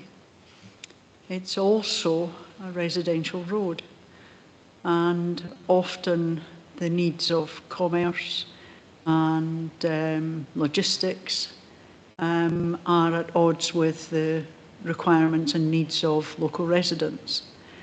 Over the last few years, there have been a number of accidents on the road. Fortunately, no one has been seriously injured. There have been no fatalities. However, it has given rise to significant concern by the residents who live on the road. 9 vehicles have either been severely damaged or completely written off. Residents are of the opinion that those accidents are caused by a number of factors, one of which could be speeding, and others relate to driver behaviour or poor driver behaviour. The action group is seeking to implement measures to modify driver behaviour. There are a number of options, one of which is a reduction in the recognised speed limit. Other options would be to physically manage driver behaviour by introducing obstructions to poor behaviour, such as speed bumps, chicanes, traffic islands, perhaps timed traffic lights. So it's not purely a request for a 20-mile-an-hour limit. It's a request to consider other options and to consider how we might modify driver behaviour on the Dundee Road to allow residents to cross the road safely, to use the road safely, and to park their cars safely. I can give some examples. One of the residents has had 3 cars written off. The first occasion was a driver impacted his vehicle, which then was shunted so severely it impacted his wife's vehicle, which was parked directly in front. Both cars were written off. I can't say whether the driver of the vehicle, I don't know if their vehicle was written off or not. Unfortunately, the same resident then had a 3rd car written off this year. His car was so badly damaged and so severely impacted it mounted the kerb, and his insurance premiums are now somewhat increased. Other residents have been affected not solely by driver behaviour but by traffic volume, traffic noise. As I said earlier, it's a main route to and from the A90, and the unladen heavy goods vehicles in particular, when they're travelling at 30 miles an hour, it's not an excessive speed, but at 30 miles an hour an unladen HGV is quite noisy. So residents on the Dundee Road also have to combat the effects of noise pollution in their homes. They don't open their windows. There's no ventilation on Dundee Road to be had because the noise is quite severe. Also, again, relative to the use of the road by heavy goods vehicles,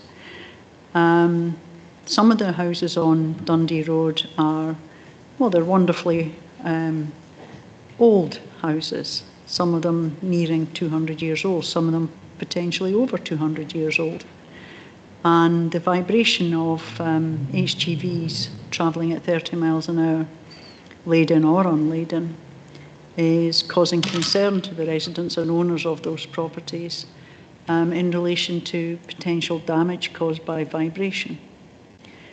So there are significant issues on Dundee Road because it's in conflict with the needs of the town, the needs of local commerce, but also there are real human beings living on that road, and they have a right too. So I would ask that you do recommend that our petition is, or our campaign is, bumped off to another committee that can make a decision, and that would be wonderful.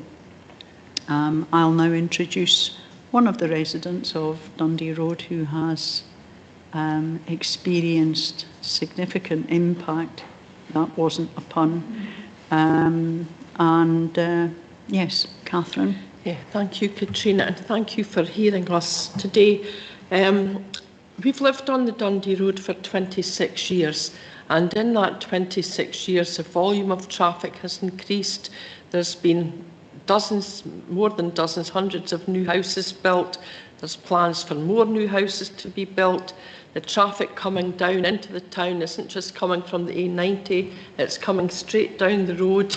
There's nothing to stop it at all, no traffic calming measures. Extra houses will increase that volume.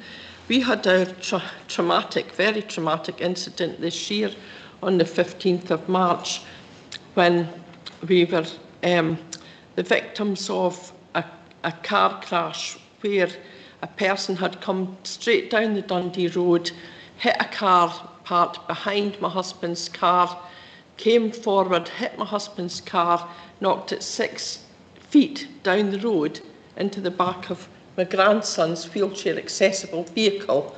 Now his accessible vehicle is entered by the rear by means of a ramp that comes down.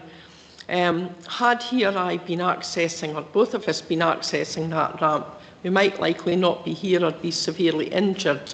The person who was the perpetrator of that collision was pled guilty at the Sheriff Court in June and was fined £520 and was awarded 6 penalty points for reckless driving. Now, as Katrina's pointed out, if drivers won't alter their behaviour, then something has to be done to alter that. I agree that we need a 20-mile-per-hour limit. I think that would help with not only, the speed, it will help with the volume of traffic. People might think, oh, I'm not going down that road, it's 20 miles an hour, take another route or whatever. I found on 20-mile-per-hour roads that drivers do alter their behaviour. I've come through Kingsmuir and people are going quite sedately along there. The thing is, though, there is a massive impact on us. We do suffer from, I suffer from stress. I still hear that bang where, I rushed outside to see my husband's car pushed into mine. And actually, there's a school crossing patrol just at the park where our cars were hit. And the lollipop man there fears for his life. It's a narrow pavement outside our house. My husband's car, the rear of it ended up on the pavement. The chap whose car was hit before has ended on the pavement. I think mine was not on the pavement because it's like a big boxy kind of van thing, it's not a normal car. But to see that, come outside your door and see that and think, oh my God, what's happened, hear that bang, and I couldn't sleep at night for months thinking about it. Now, we actually do meet all the criteria for a 20-mile-per-hour limit from Transport Scotland. There's a school at the back of my house, there's a church at the back of the road, not far from the pavement actually, St Fergus Chapel. There's shops on the road front, there's far more houses than the Transport Scotland guidelines state for a 20-mile-per-hour fronting that road, So I think you've about a minute left. If you can maybe try to, you've about a minute left. You get 10 minutes. Yep. I'm just coming nearly to the end anyway. We did have a meeting with councillors and road officials in May, and we were showing them a high health and safety risk triangle. And we were told that Angus Council can't do anything about our road until we get to the fatalities point at the top. Now, that really distressed me. I said, well, does my grandson need to actually die, just like what happened in Cooper Angus, before Angus Council's going to do anything about this road? So that's my points. Thank you. Okay, thanks very much indeed for your remarks. Any questions for the Councillor Proctor and then Councillor Gregg? On you go, yeah. Thanks very much, Convener.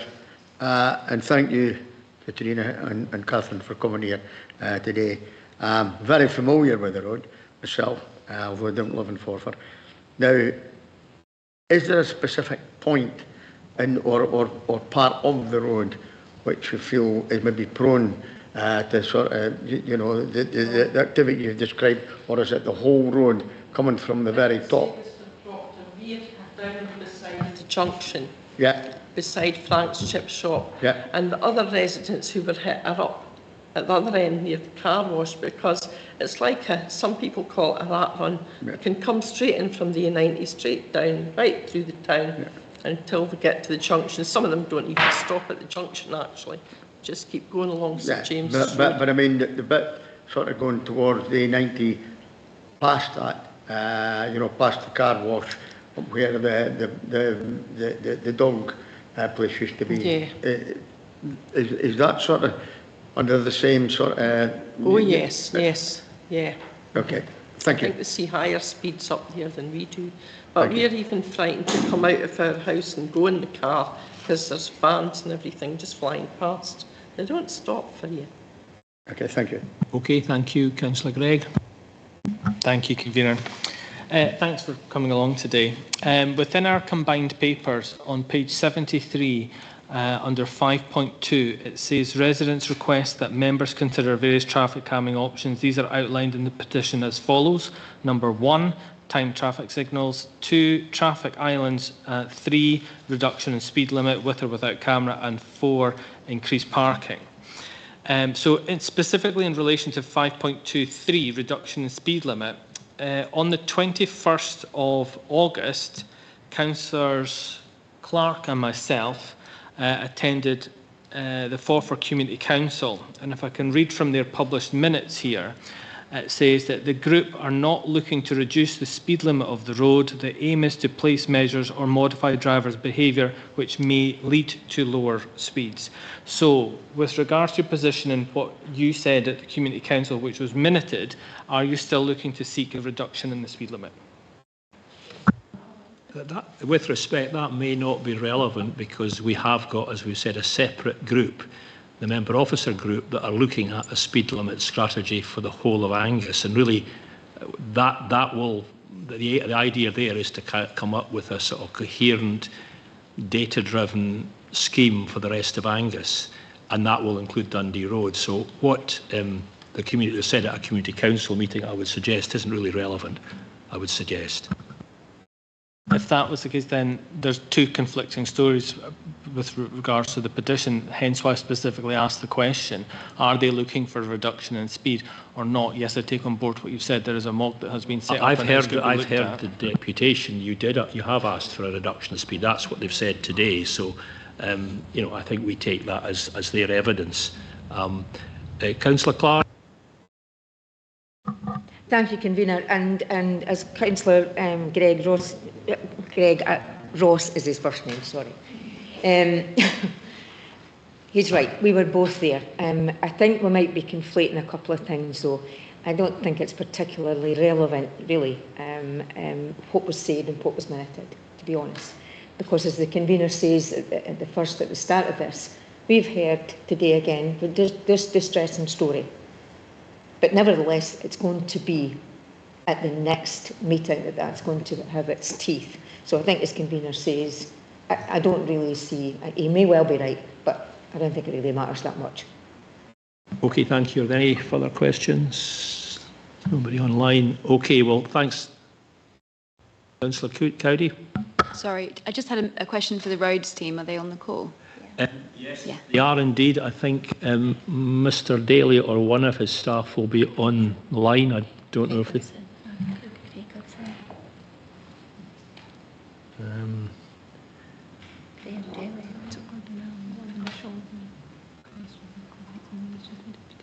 Yeah, okay.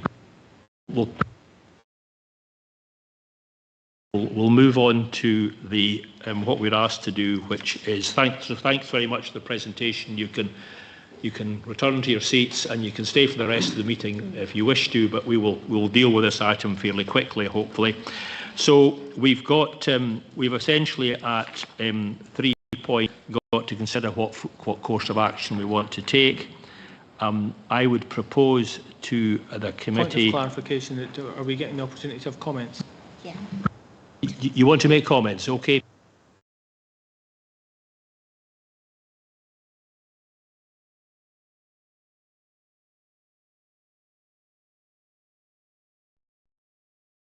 Okay. That was just the deputation. Right, okay. Is Mr. Daly going to present something here? I was a little bit confused about that because... He's presenting item 8. Okay, well, Mr. Daly, are you going to present item 8?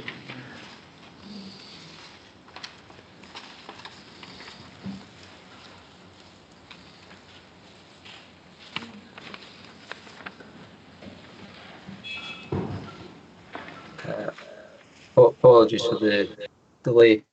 I think, Ms. Watson, I think the report is from yourself, item 8. But I'm quite happy to present the roads, the information provided by the Roads and Transportation Service. Apologies if that's what's meant here rather than the report itself. You want just to summarise the report from Roads on this one, Graham? Would that be helpful? Maybe just to briefly summarise where we are. Yeah, happy to do that, Convener. I think, Convener, you've summarised the position in terms of the options available to the committee as laid out in the report. Included in the report is just some initial information regarding feedback from the Roads and Transportation Service. explains that assessment was done in terms of us standard protocol looking at the injury accident record for the 5-year period, which did record one slight injury accident that occurred at the junction of Dundee Road and St James Road, which was and speed was not listed as a contributory factor. The report also highlights that a speed survey was carried out in August of this year, and as standard presentation of the speed data, the average speed was recorded as 28 miles an hour, and the 85th percentile speed, which is the speed at which 85% of the vehicles recorded were travelling at, was 33 miles per hour. So 85% were travelling at 33 miles per hour or below that level of speed. And I would just draw to the attention of the committee that the approach that's taken by road service is evidence-led.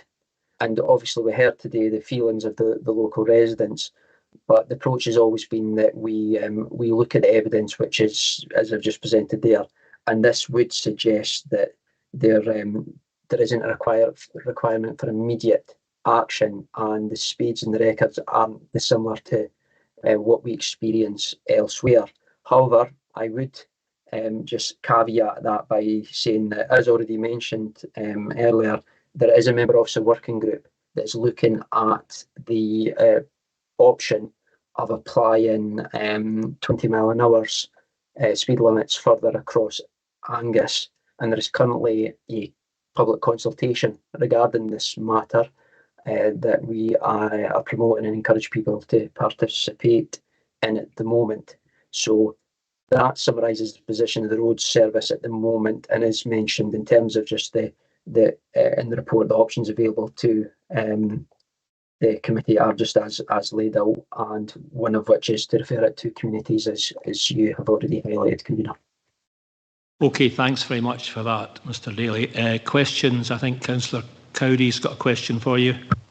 Thanks very much. So I guess I'm a little bit confused because there's two things going on here. There's whether or not speed is affecting the issue, and you've put in the report there that you don't think speed is a contributory factor, and that the speeding has been checked and is within parameters not being a problem. And then we have a deputation saying there's been obviously repeated quite serious shunting of cars and crashes and whatnot. So I just wondered, have other measures been looked at, quite apart from we're all waiting for this 20 mile an hour consultation? Let's park that, metaphorically speaking. Have other measures been looked at in this instance? Because it seems to me that if speeding isn't an issue, then something has to be done to stop all these cars getting crashed into. Thank you.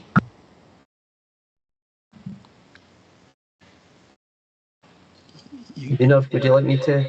Yeah, yes, go ahead, Graham. Yeah, I think you're the only person here who can answer that question, or maybe Mr Hudson can. Well, I was just way to say, we have done quite a substantial amount of work. We have taken very seriously the concerns that have been raised, and I've already mentioned in terms of the speed surveys, and officers have assessed the site. And Mr Hudson, who's on the call from our traffic team, could maybe just provide a little bit more information on the assessment that's been undertaken. So Convener, if I could just invite Mr Hudson to come in. On you go, Craig. Go ahead. Yeah, thanks, Graham.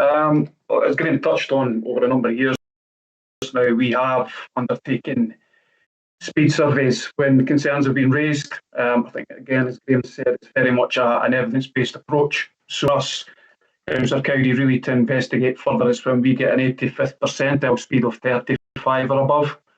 That's on the basis of law advocates guidelines that the police use for further investigations by themselves in terms of enforcement action. So in answer to your question, at this stage, no, we haven't looked at anything else.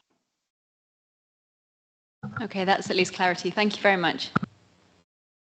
Any other questions for officers? We've got Mr Daly and Mr Hudson on the call. Okay, Okay, Councillor Speed. Yeah, thank you. I just wondered if there is anything else then that can be looked at out with the recommendations of this report, because the recommendations don't really fill me with confidence that we're going to be able to move on with this kind of Can I just quickly and stop you there, robustly. Sorry, Councillor yeah. Speed? I think that the reality is this is a Scrutiny and Audit Committee. We have no executive power at all in this. We can't instruct anything. The only decision we can take is to refer this, if we want to do something, to another committee. So, you know, we're not going to try and solve the problem here. We've recognised the concern from the petitioners. We've heard some evidence from Roads Department. We don't have the tools here to solve this problem. All we can do is direct it to the people who have, and I think that's where we are. If I may come back, convener, I appreciate your response, and I guess in some ways this chimes with the question I asked on the police report, and what I was describing as a concern, and albeit this might not be an antisocial behaviour matter or indeed a crime, albeit actually there has been charges pressed previously when there's been incidents here. I do feel that the deputies will feel like they are just being passed from pillar to post, a bit like I was described before, and everybody's saying this isn't something for us to address. And all I'm really asking is that whatever we decide today, we decide and I guess help move this forward positively and as quickly and as robustly as possible. Okay, I think we can agree on that one. So we have got a number of options to us under 8.3.3, I think, if I'm correct, which are A, B, C, D and E. And I would propose to the committee that we take we go for E, which is referring the matter to another committee, that is the Communities Committee, where the view of the committee where in the view of the committee it is significant enough to merit it. So I think what we're saying is there's a problem here. We've heard from the petitioners. We should refer this to the Communities Committee to consider the issue. Now, to use Councillor Cowdery's words, we are parking the speeding issue because we're looking at that with the Pan-Angus approach via the member officer group. But the concerns about the accident record, the number of shunted cars, the parking issue, the desire for speed calming devices, etc., I think that's appropriate to be dealt with by the Communities Committee. And I think that's why option E is the most sensible option for us to take. I second that. Thanks, Councillor Devine. Are we agreed on that? I did have a comment, but now that it's been agreed, I'll save that for community. Okay, that's okay. We're agreeing then on option E, and we have. I think we've done everything here that we need to do on this one. Okay. Well, thanks very much for that. That's obviously been quite a. Councillor Clark. Yeah. Considering the next, this is a large agenda, and considering the next one's 9, can I please ask for a 5 minutes comfort break? Are we agreed to that? Okay, let's have a 5-minute comfort break back at 5 to 4. Thank you. Pause.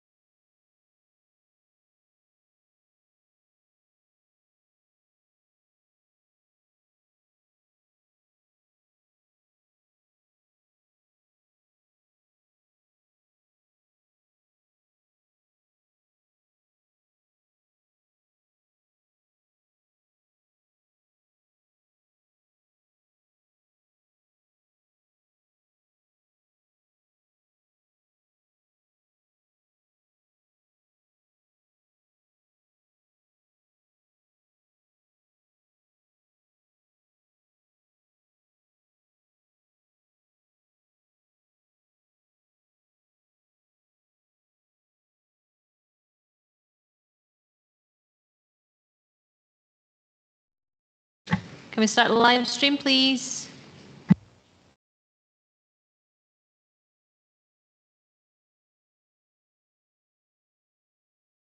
Okay, sorry about that. I jumped the gun. We've had the 5-minute comfort break. We're now on to item 9, Angus Live Performance Report. I'll briefly hand over to Alison Watson to introduce this one. Thank you, Convener. This report presents Angus Alive's annual performance report for 24-25, and Kirsty Hunter, the Chief Executive of Angus Alive, is joining the call remotely to demonstrate how Angus Alive is performing against their key performance indicators and to take any questions from members. Thank you. I'll pass over to Kirsty. Okay, welcome, Kirsty, and apologies for how long you've had to wait. Thank you, Convener, and thank you for the introduction, Alison, as well. I'm delighted to be here today. And on behalf of all of the team at Angus Alive, I'm really proud to present to this committee our second full year performance report covering the period the 1st of April 2024 to the 31st of March 2025. This has enabled comparisons to the previous year to be made across all 5 service areas which we deliver, and you will have noted the increase in the number of activities, memberships and attendances across almost all performance KPIs, which demonstrate the conclusion of a very positive year for the charity. In Countryside Adventure, I particularly wanted to highlight the success of our Health Walks programme, not only in terms of the number of walks which have now been offered across the county, but also with regards to the significant training programme which has been delivered to upskill our volunteer network of leaders who enable this wonderful programme to be delivered to those who need support to get out and enjoy the benefits of being outdoors.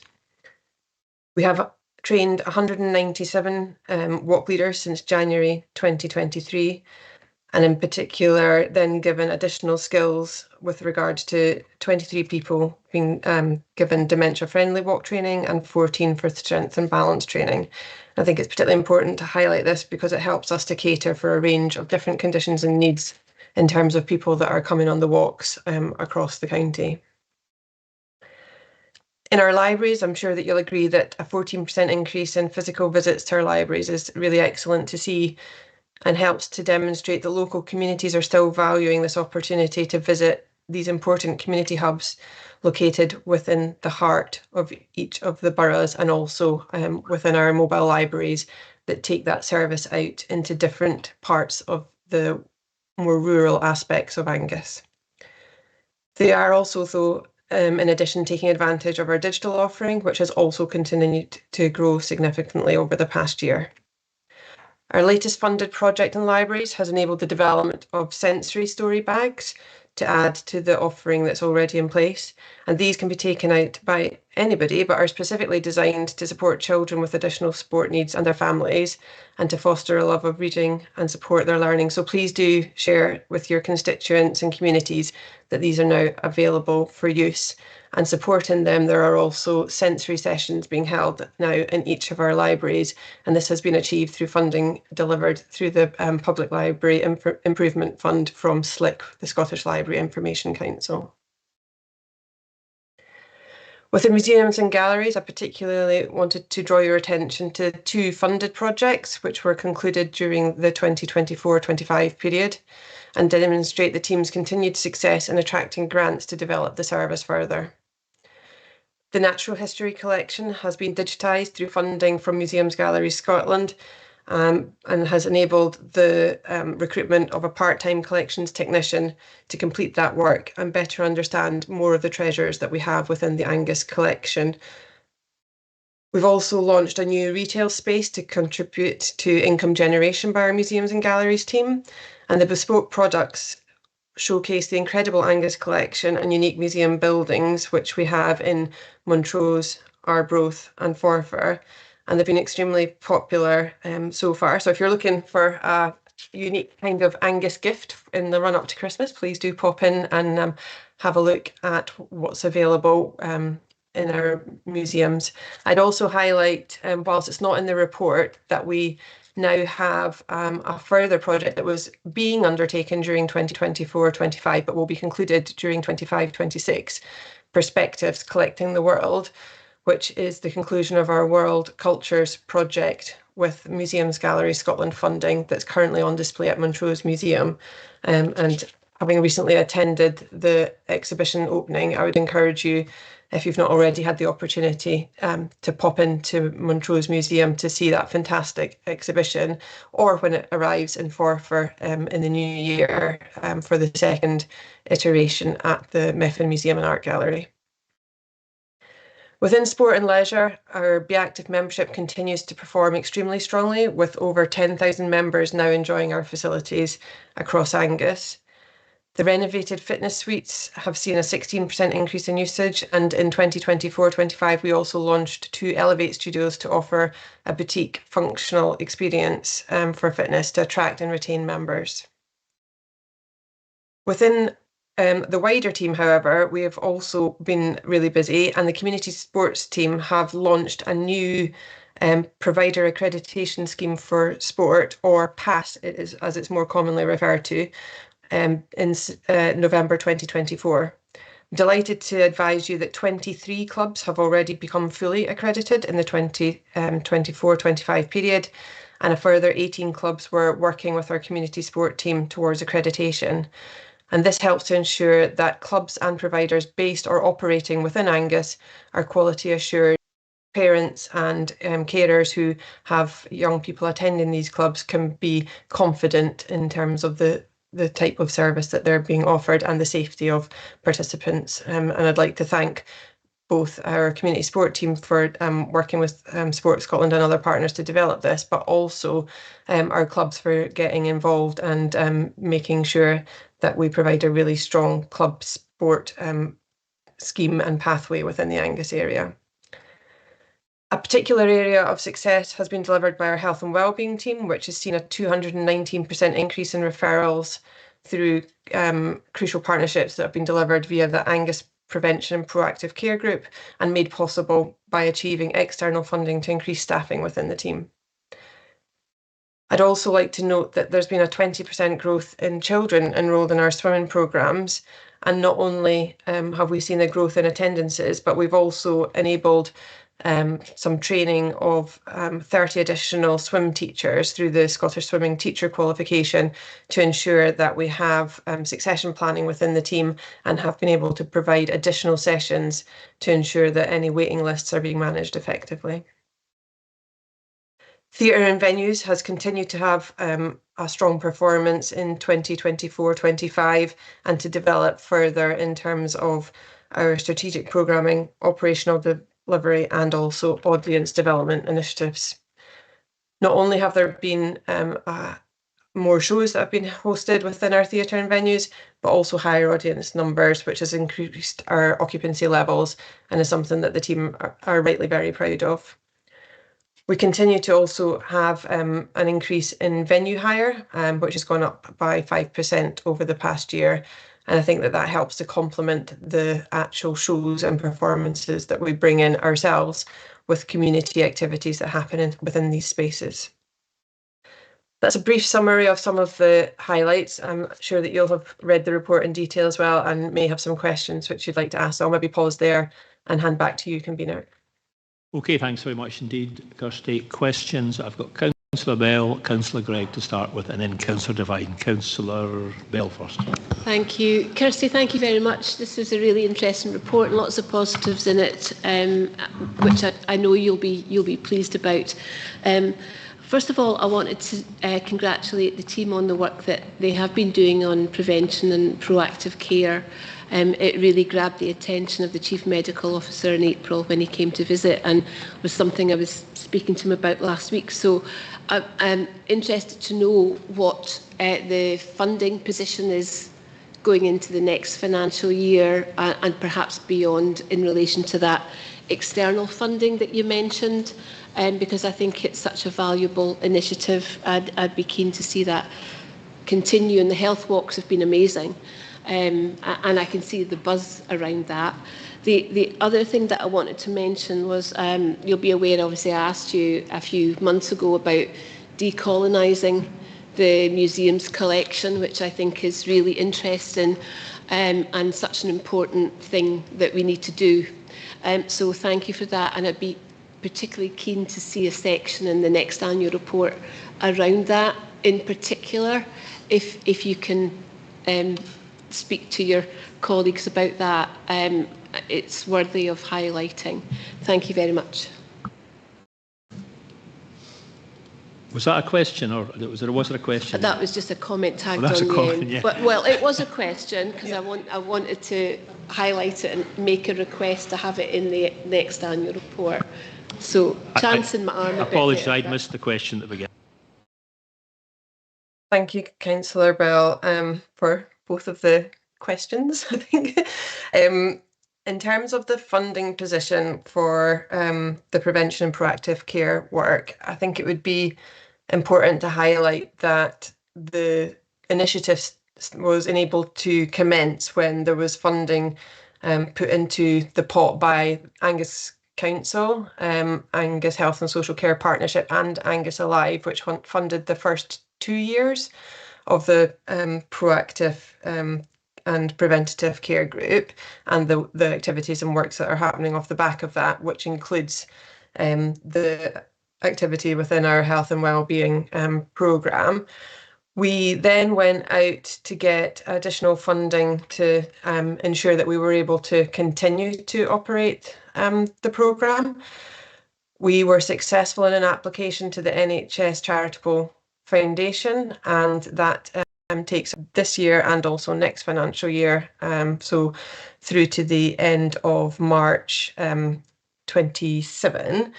I guess what I would highlight though is that at the end of that period, we will, unless we manage to secure funding from elsewhere, obviously be in the position where the really fantastic programme of work that has been developed and brought to fruition by the team working really well internally, but also in partnership with colleagues, particularly from the Angus Health and Social Care Partnership, and also with links into NHS Tayside as well, that could be at risk, because it's obviously a significant amount of funding that's required to keep that going. I would also want to acknowledge that there was some additional funding put into the pot by the Health and Social Care Partnership for the current 2-year extension to the programme as well, so to ensure that we could bolster the size of the team because of the volume of work that's coming through, because it has been so successful, obviously because it has identified a need and is working really well with local health practitioners to ensure that we develop services that are targeting the specific areas where they particularly want there to be a focus. You also mentioned the health walks, and at the moment we have funding up to the end of December 2026 for that, but again it is on a actual annual basis in this occasion, mainly funding from what is now called Walking Scotland but was formerly Paths for All, but we also need to look on a very regular basis to continue to receive funding to help to support that initiative. So I know that when the Chief Medical Officer did visit with colleagues from Angus Alive, Angus Health and Social Care Partnership and the Council, as you said, back in April, he was really impressed with the work that is being delivered. And in fact, Kirsty Abbey, who is our health and wellbeing lead, was then invited to go to his conference to launch his annual report to speak about the work that's happening here, specifically in Angus, which obviously provided a great platform for us to share the story of how well we're doing here in Angus, and how others can potentially take some learnings from that to other areas. But it doesn't answer the question about where the funding continues to come from in future years.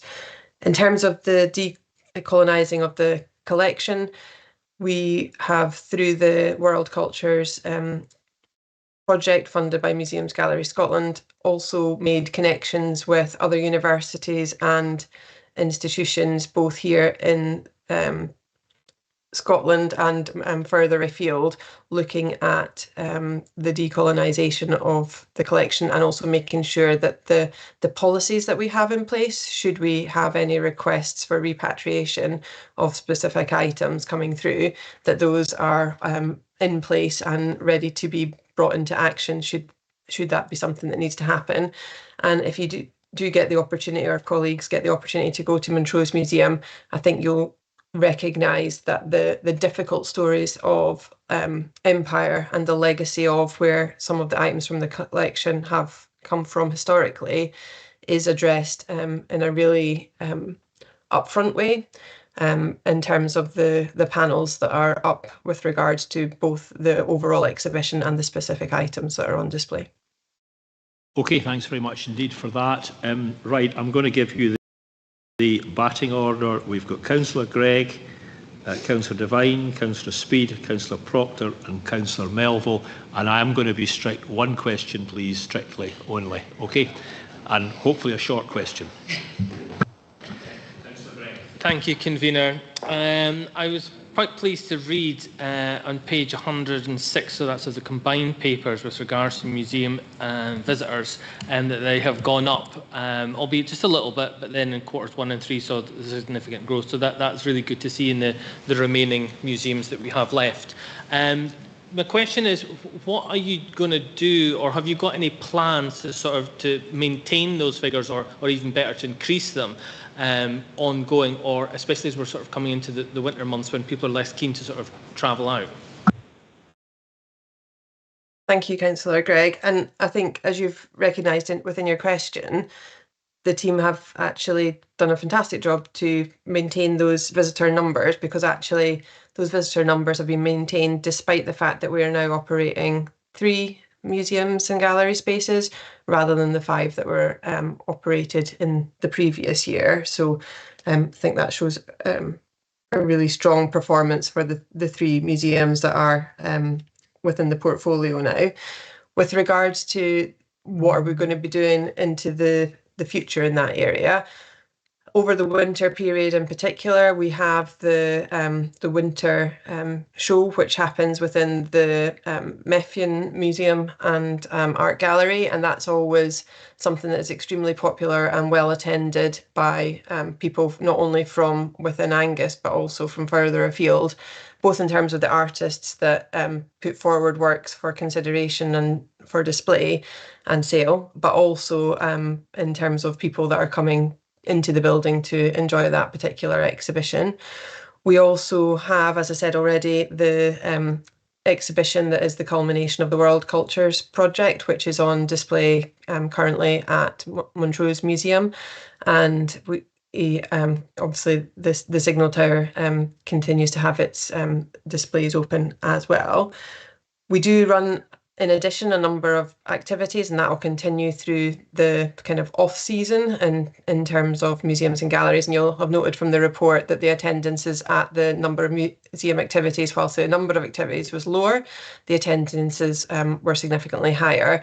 And that's because the team have been really focusing in on making sure, wherever possible, that the activities that we're putting on, we're learning as we go, and making sure that we kind of refine what the offer is and offer more of the activities that are popular and that people are wanting to attend and visit. So hopefully that will continue to be the case over the winter period. I guess over the longer term, we are doing work internally to look at what is the future of some of these spaces. And you'll have noted over the past several years that there have been developments at the Signal Tower Museum, not least the lens room, the opening up of the tower itself to enable visits, and also the development of the cottages. And there's further projects that are in the planning for the Signal Tower Museum. We've also, in conjunction with the Board of Directors, been undertaking some work to look at opportunities for Montrose Museum for the future. And there's a piece of work that is being undertaken at the moment with external consultancy support to look at the Meffian Museum and Art Gallery as well. So I can reassure you that we are doing a lot in the background to look at how we can further develop the museum and galleries offering into the future. Okay, thank you, Councillor Devine. Thanks, Convener. Kirsty, this is really a positive report, and it kind of shows the very positive statistics that we have. also shows the kind of innovation of the staff, but particularly around bringing in extra finance from different grant applications. It's a lot of work. We know it's a lot of work for that, but they've been very successful in doing so. But this report only takes us up to March 25, and I was just wondering, for the committee's sake, if you could perhaps tell us a little bit about the really exciting things that have taken place, the Aqua Splash and the library in the MAC, and the moving of the archives from Rhystenneth. Yeah, thank you, Councillor Devine. So, taking them in that order,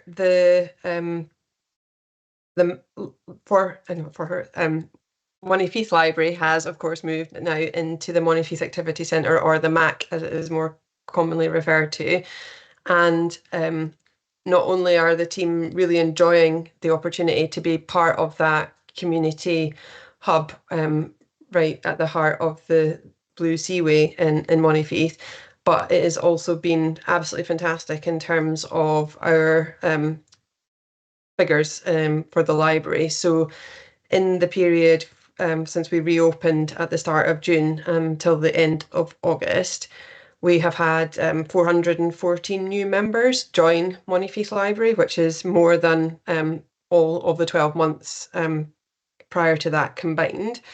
We've also seen over 5,000 issues of physical copies of books and materials from the library. So that's an average of 400 more per month than in previous years. I'm delighted to say that our PC session usage is now back to normal levels. There was a bit of a dip in the first month after, I think maybe just until people kind of realised that we were back open and where we were. But that's gone back up to normal levels, which I think is really important to acknowledge.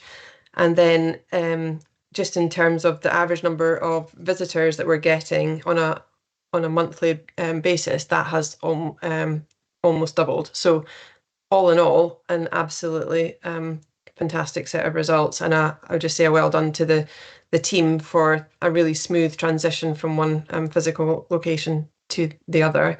In terms of the Angus Aqua Splash, you might have seen it in press releases recently that we have now surpassed the 10,000th person to enjoy bouncing around and hopefully not flopping off too much on the Aqua Splash up at Miniki Country Park. And I'm delighted to report that the figures are in line with the business case from a commercial perspective. So we'll hopefully be continuing to operate right through to the end of the October school holidays. So if anybody hasn't had the chance to get out there yet, then there's still that chance in the 2025 season, weather permitting, of course. And I think it's been something that's been really popular, and we've had really great feedback in terms of the people that have been coming down to enjoy the new water activity at Miniki.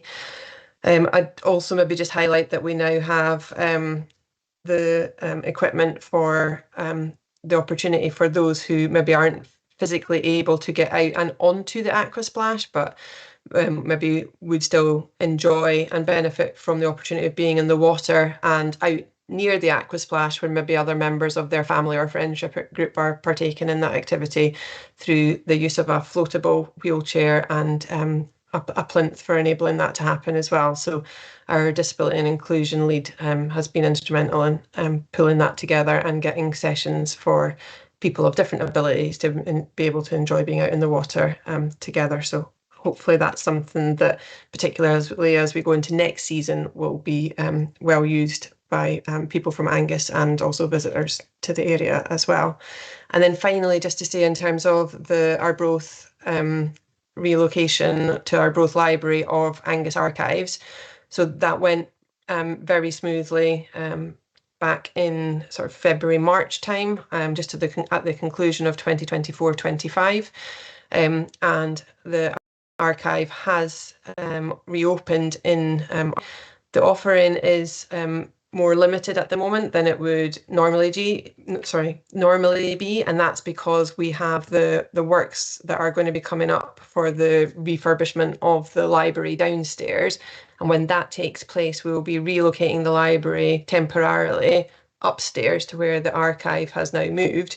So we've only opened the archive on a reduced basis in terms of the collections that they're able to access, to ensure that we are then able to quickly move the library upstairs when colleagues from our property are able to start the works there. I know that we've talked previously at the committee about the fact that those have been delayed a little bit, but we are being advised that the works will now be starting October, November time, and taking place over the next then few months, with an opening of the refurbished library planned for early 2026. Okay, thank you. Councillor Speed. Yep, thank you. I just wondered if you could tell us when the adaptive bike programme will restart and when you're hoping to have an officer in place for that bit of work. That would be really helpful. And also, will it link up to the Places for Everyone project in Arbroath? Is there any plans for that? Thank you.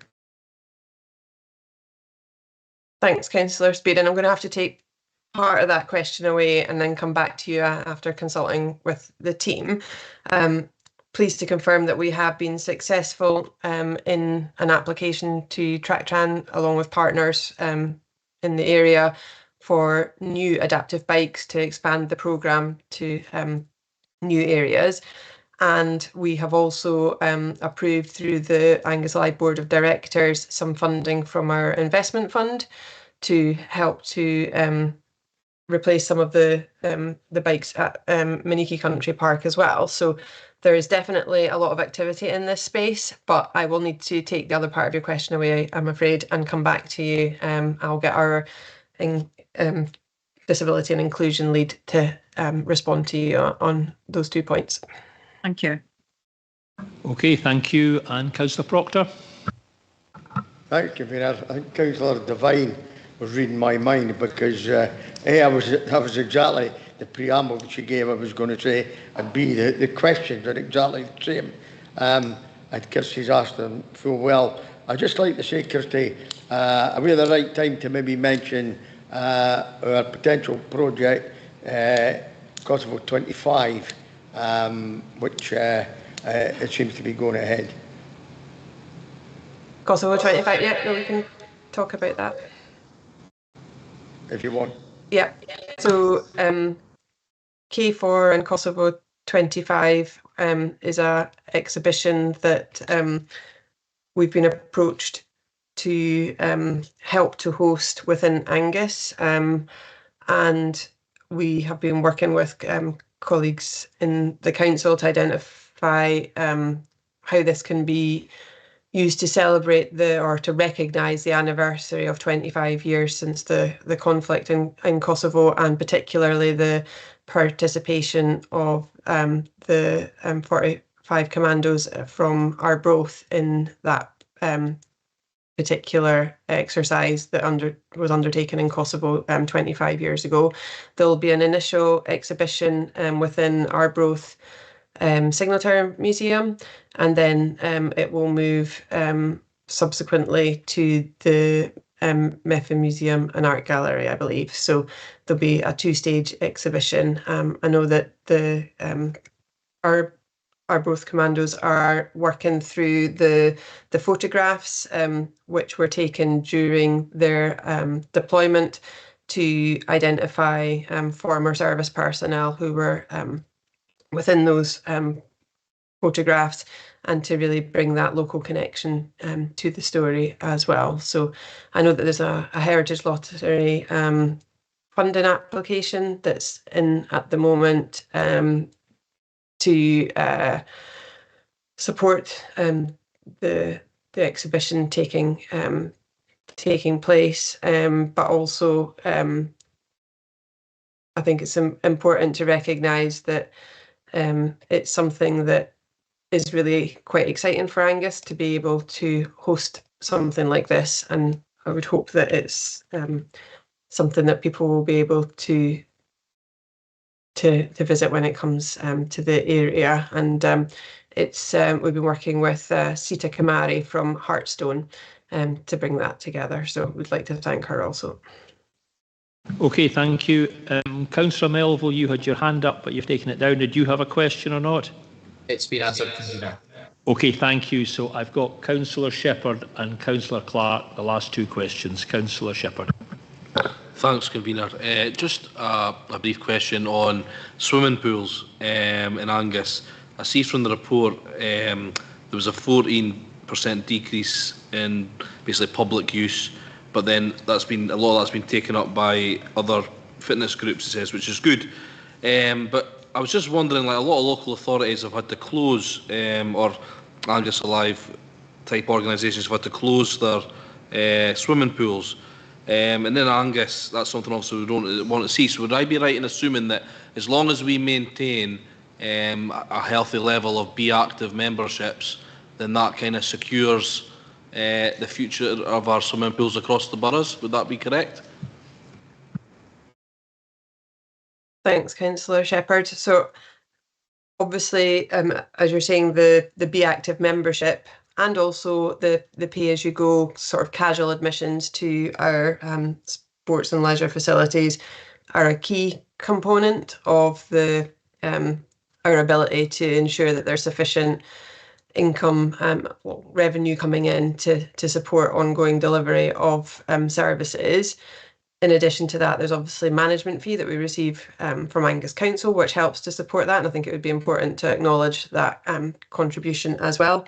And it's those two things together that then enable the continued delivery of services. So it's something that is very much a partnership between the two organisations, and that would need to be looked at in the round. So I think that the other thing we'd highlight is obviously the maintenance of those facilities is absolutely critical.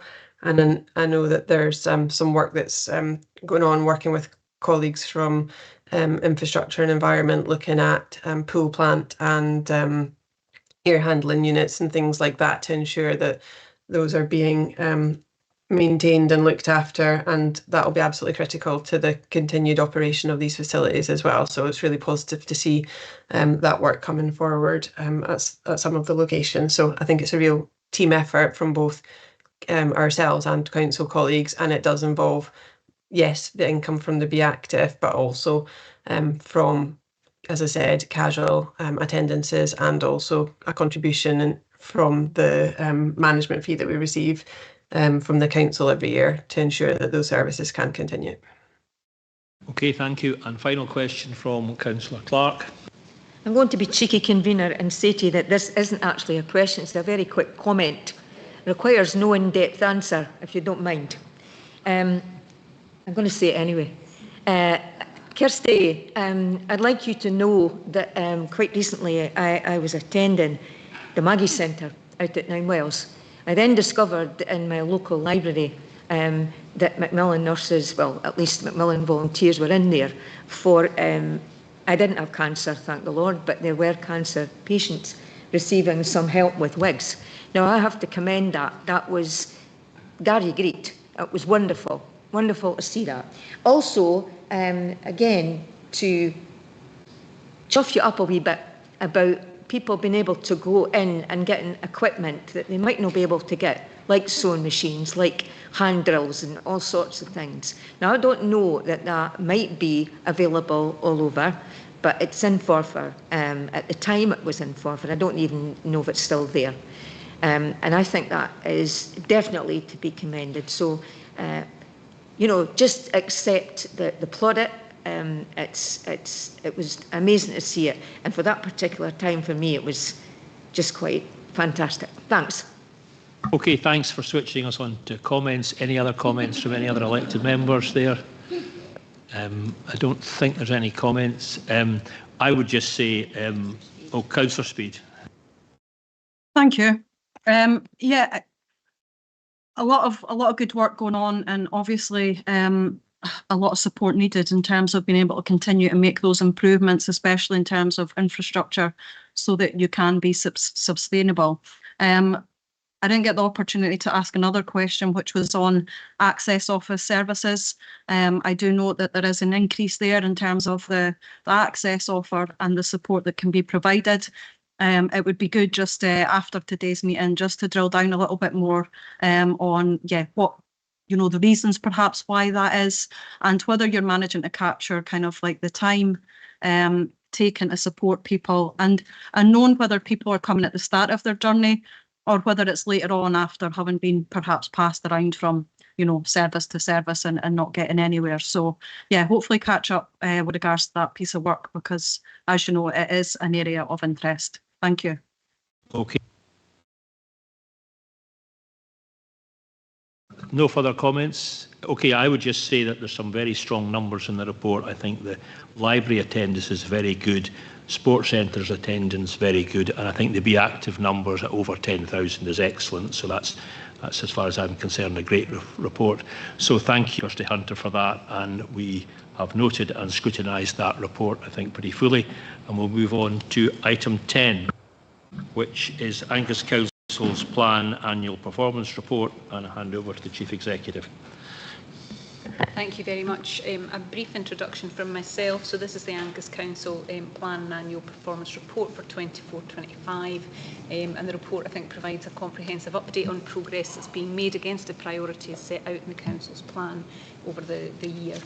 That includes key achievements, challenges and areas identified for continued focus.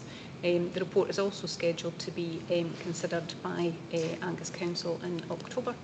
And for a detailed overview, I'm going to pass over to Gordon, who can take you through some key points. Thank you. Okay, Gordon, over to you. Thanks, Convener, and good afternoon, everyone. So I'll not repeat what Catherine said there. This does provide a comprehensive council-wide update on progress with the full council plan, which was agreed in for 24-25. Agreed in March 23. So this is the second full year of the plan. It does reflect, obviously, the significant efforts of all our staff to deliver services to citizens of Angus over that period. Appendix 1 of the report provides a progress update with key areas of work that's been undertaken under the themes economy, people, place and efficient and effective council. That obviously covers a broad range of work under each of these themes and does include some really notable progress and achievements throughout the reporting period 24-25. I know that members will already be aware of many of these achievements through the various committee reports that they read during the course of a year. I think, however, this report brings together a lot of that information into one comprehensive picture, which provides a powerful picture, I think, of the extensive scope of the work that the Council is involved in, that really supports all our communities across Angus throughout the year. The report provides an overview of short and long-term trend information, movement and performance indicators that we've used and agreed to provide proxy measures of progress against the Council plan priorities, so that can give an overall sense of how we're progressing against each of these priorities and themes. There is further detailed information on performance indicators which can be accessed through the hyperlink that's in the covering report. It will take you to the How We Perform section of the Council's website, and you'll now find there also a link to the new Power BI dashboard, which went live on the 1st of September. And the plan is to update that dashboard quarterly from now on, so there will be new information and updates on that on a rolling basis. There is a summary I would just draw attention to on pages 168 and 169 of the combined papers. That summary really demonstrates through the charts there that the Council plan PIs are showing a slightly improving performance overall, I would say. We've got more PIs improving than declining, which is positive, and that's both short-term and also in the long term, and it's actually a better picture in the long term. So that is encouraging. There is also information around the LGBF information, which covers a much broader range of indicators covering all services right across the country. Similar performance indicators are used to compare performance against other councils. That shows a bit more mixed performance with the council, but I would say largely in tune with where other councils are going in terms of the pressures that they're feeling around performance vis-a-vis the challenging financial situation that we're dealing with at the same time. So I would take from that overall we'll probably suggest that in terms of the focus in the most important areas for us around the priorities that we'll have in the council plan is showing an emerging trend of improvement. But we'll focus on that again next year to see another year's trend information and report back in on that. And next year we'll also see introduction of a new statutory performance direction from Audit Scotland, which will mean that we'll have to look at a few other areas in the performance report to enhance them. We're also expecting benefits on our performance to emerge from the implementation of the performance management framework, which was agreed by members back in December last year, and we can see signs now of improved reporting operationally and also scrutiny of performance and also escalation where that's required within the organisation. Worth also noting, it's mentioned in the foreword of the report that again the wide range of additional operating challenges over recent years, there has been a number of these which has undoubtedly had an impact on resourcing of things. It's been reactive at times more than proactive, and also the ongoing recovery plans that have had to be put in place. So that has attracted resource towards that. And again, I mentioned the financial challenges, but there is that backdrop which is always looking for savings, the transformational changes and such like that we need to deliver on. So there is ongoing work around that to ensure that we are sustainable going forward. Appendix 2 of the report really just provides a range of case studies that colleagues were keen to present to members as part of the report this year. Hopefully they're of interest. And that's really my overview. I would say there's a range of colleagues on the call this afternoon attending in case there's any specific questions for service areas and such like that they're responsible for. So happy to move to questions, Convener.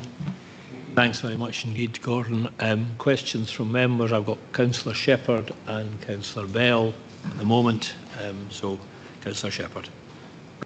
Thanks, Convener. It's just at the top of page 165 where I think it's for software to do with the housing asset management system.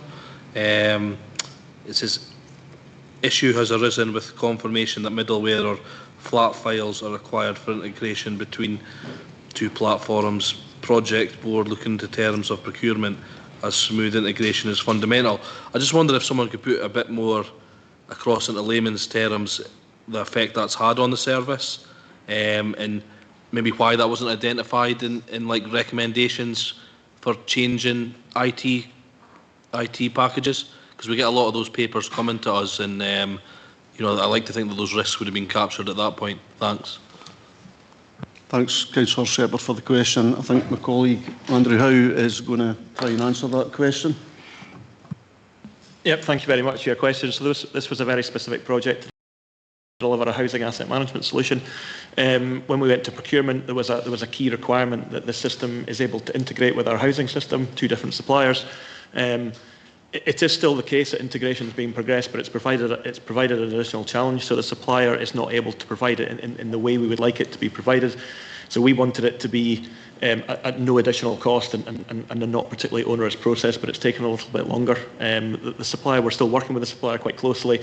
They've given us an indication of how they suggest it would work. It's a little bit more complex from our perspective, so we're not entirely happy, and therefore we're still having conversations to determine whether there's a middle ground on how that can be implemented successfully for us. We still believe that integration between the two systems is absolutely fundamental, and that's why we're still having conversations to determine the best route to perform this. You okay with that? Good. Okay, thank you. Thanks, Andrew. Councillor Bell. Thank you. Thanks, Gordon. And you're right. I mean, a lot of it is very familiar. So the drill down into too much of that. But there was a paragraph that did jump out, and it was particularly because I know the police are moving out of Angus House at the end of the year. The market testing exercise that we went to around that, and I wondered if there was any update on that or if there was a timeline for that. Thanks. Yeah, thanks, Councillor Bell. I think I'll bring in my colleague, Mr. Daly, who might have more information on that if Graham's on the call. Yeah, happy to come in there.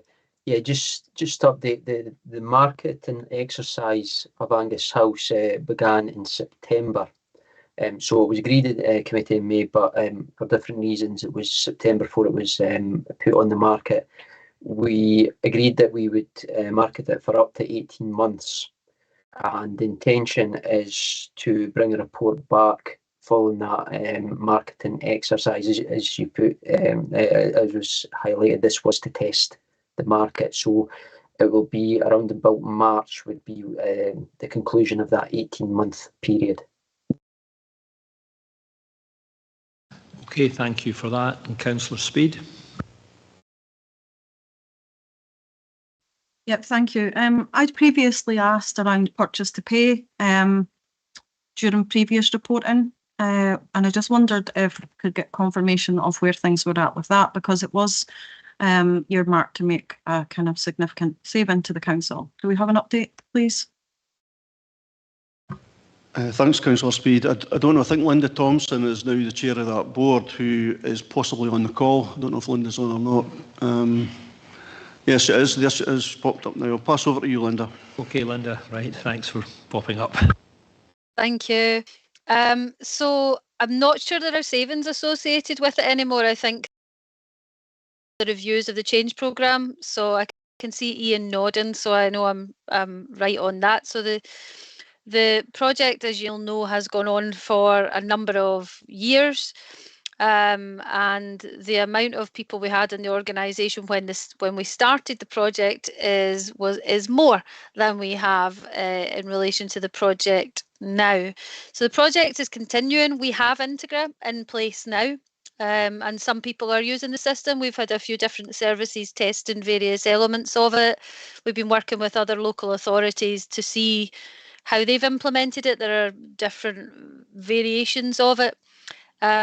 And actually we had a board just a couple of weeks ago trying to make the final decision to just go ahead, but we've started onboarding services already, so we are looking to bring it into fruition, and I hope nobody's expecting some kind of big like firework change to the way we work. It will just be from one system to another with some improvements along with it, is the hope, but I'm not expecting there to be any savings from it, unfortunately.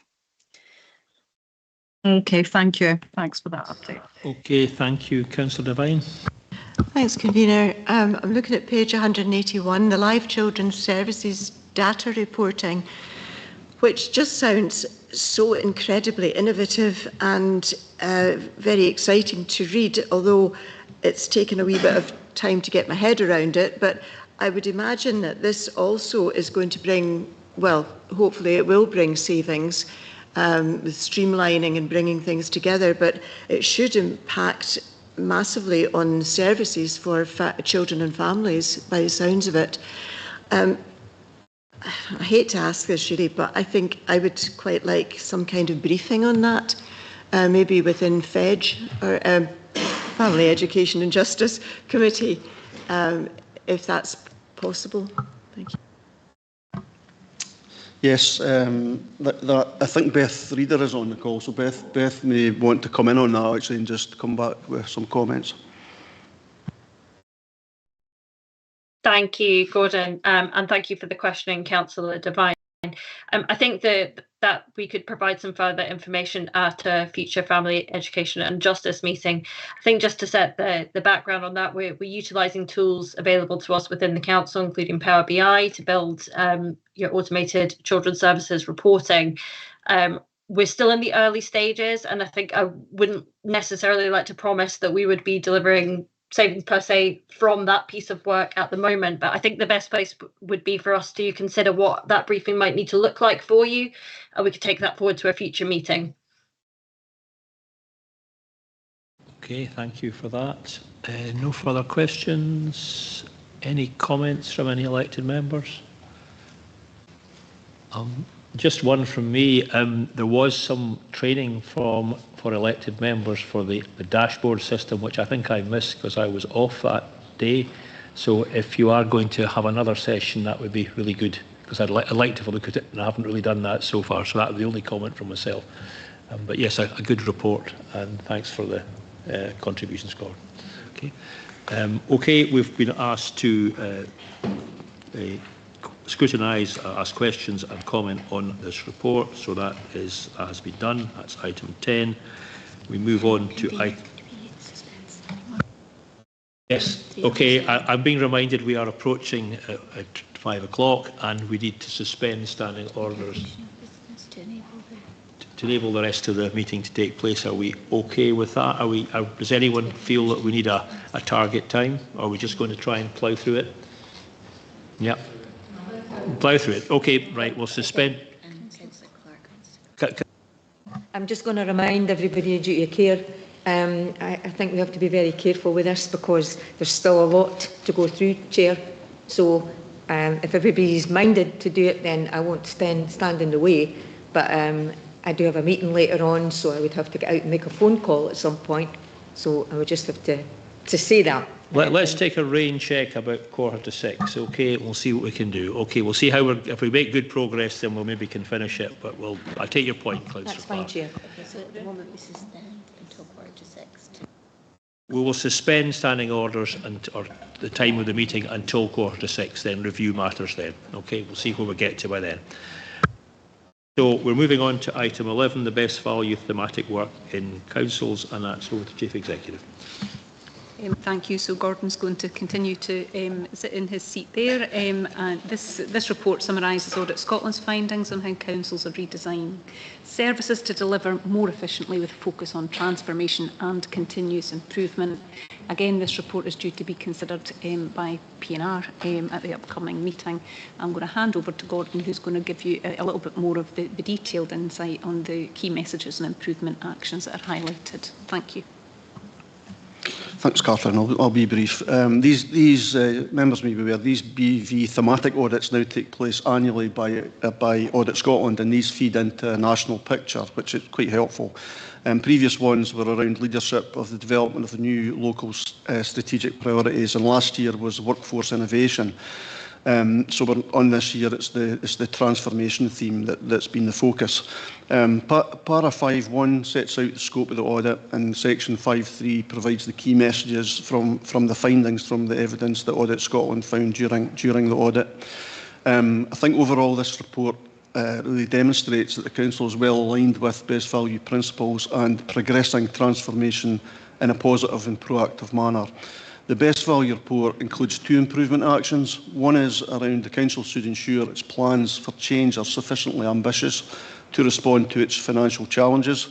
And the second one is the Council should ensure that it develops its benefits realisation processes to allow it to effectively identify and report to elected members on both the financial and non-financial benefits of its change programme.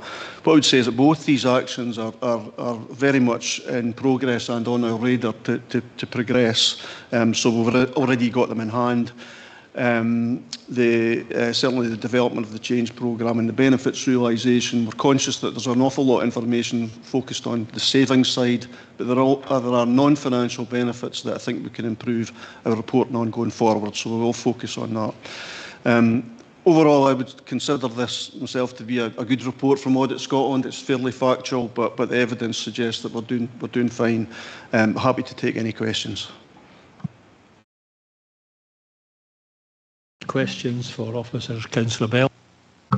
Thank you. I was going to ask this in the next report, actually, but it fits across both. I just wondered if we feel that the change programme has maybe run out of steam a little bit, and tying it into what this thematic report says? Do we need to look at something that completely refreshes the landscape and offers us an environment for that innovation and creativity? Because it does feel as though it's petering out a wee bit. Thanks. Thanks, Councillor Bell. Yeah, I think Mr. Lorimer maybe will cover this in the next report, so I won't steal his thunder. But I think just from my perspective, you're absolutely right. You know, I think we need to keep looking at transformation and you know what the needs are of our citizens and how we can deliver that the best. So that will need change and transformation on an ongoing basis. Thank you. Any further questions? Okay, I don't see any. Any comments? Councillor Shepherd. Thanks, Convener. Just on, there's a page called Key Messages on the report. I just wanted to read a sentence of them while I'm out. The Council faces a funding gap of 24 million over the next 3 years. You know, I think that's just a stark reminder of there's still a lot of work to do, and that's after our constituents have faced an 11% council tax rise in the last budget. And, you know, we're still facing a 24 million funding gap. You know, I think it's just a reminder that of the cuts that will have to come and the strain on public services. And, you know, as a councillor sitting here, I very wish things were different. You know, I wish the UK as a whole didn't have the deficit it does, but we're bound by that. And, you know, we're sitting here and we've got to take those tough decisions. So just one of those reports that you're reading, it's just a reminder of where we're at, and I think that it shouldn't just sit comfortably with us all. We always need a reminder that, you know, these numbers come with tough choices ahead. Thank you. Okay, thanks for cheering us up. We're just moving on to financial section. Any further comments? Okay, thanks very much indeed for the report. We have asked questions and we have scrutinised that report and we've made some comment. Okay, thank you. So we're now on to item 12, which is the change programme update, and Mr. Lorimer. Thank you very much, Convener, and good afternoon, members. Yeah, this report provides the first update for this financial year on the progress with the Council's change programme. And as noted on the agenda, this report is also going to Policy and Resources Committee next week. Now, there is a lot in the report, so I'm just going to cover a couple of key points. We achieved, if we look back to last financial year, we achieved 5.2 million of savings through the change programme. That was 82% of our original target and 96% of the adjusted target that we had, so a significant sum of money saved. In relation to the current year, it's a bit more of a mixed picture, I would say. At this point in the year, we are only about halfway through the year, bearing in mind.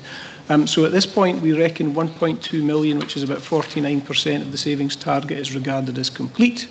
And our current expectation that a further roughly 600,000 can be achieved by the end of the financial year, albeit some of that is flagged in the report as an amber risk. So we need to keep an eye on that. However, our overall review of the programme has identified about 700,000 of savings, which we initially planned would be delivered in 25-26, that we're now thinking will not be delivered in 25-26.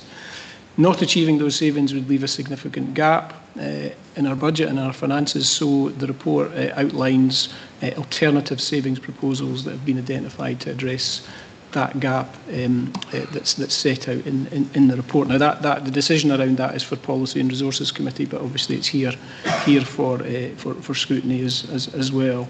The report gives a brief update on the work we're doing to develop the next iteration of the change programme, including developing 3 larger scale programmes of work, I would call them, 1 on emerging technology, 2 on the Council's property estate, and 3 in terms of developing our economy. So we see those as larger programmes of work that will take more time to deliver.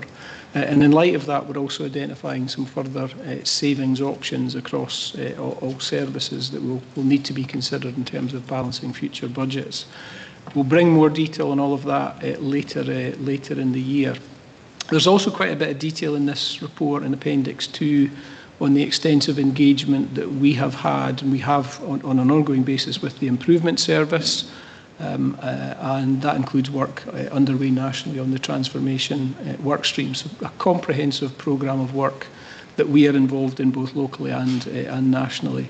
As Gordon's just mentioned in relation to the previous item, we will be looking at how we report on change programme updates in future reports to capture the non-financial benefits as well as the financial benefits arising. The change programme, because of our financial position, will continue to have to have a heavy focus towards savings, but we take the point that was made in the previous report about needing to report on non-financial benefits. If I could just briefly add, and Councillor Bell asked on the previous question about is the change programme running out of steam, I think the answer to that is no, but it is becoming much, much harder to identify further savings options. By the end of this financial year, as a council, since 2013-14, we'll be sitting at £100 million worth of savings. There are only so many times you can reinvent yourself. So it is becoming much more difficult. But the projects that we're identifying, the further options that we are identifying, and the push for transformation, the previous report tells us that we're, from an independent scrutiny perspective, that we're doing well around transformation. But nobody should be in any doubt.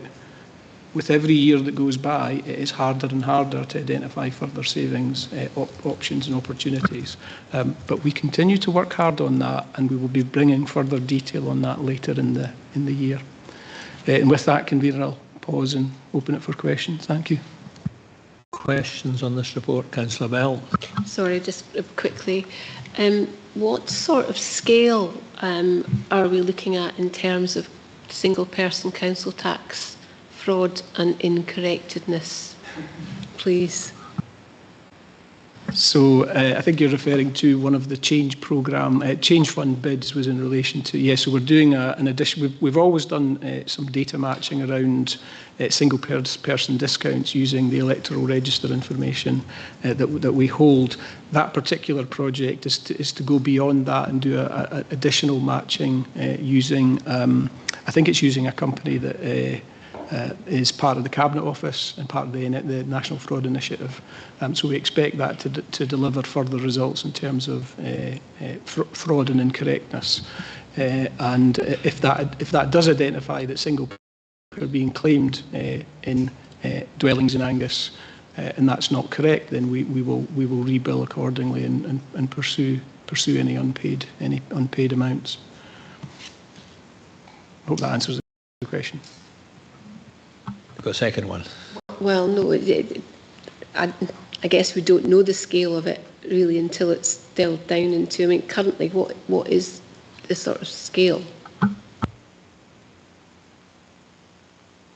Briefly, Convener, I've got some data here. Yeah, so the most recently available national data indicated that council tax fraud represented 78% of all local government fraud, and that council tax single person discounts are a significant part of that. That's the only data that I've got.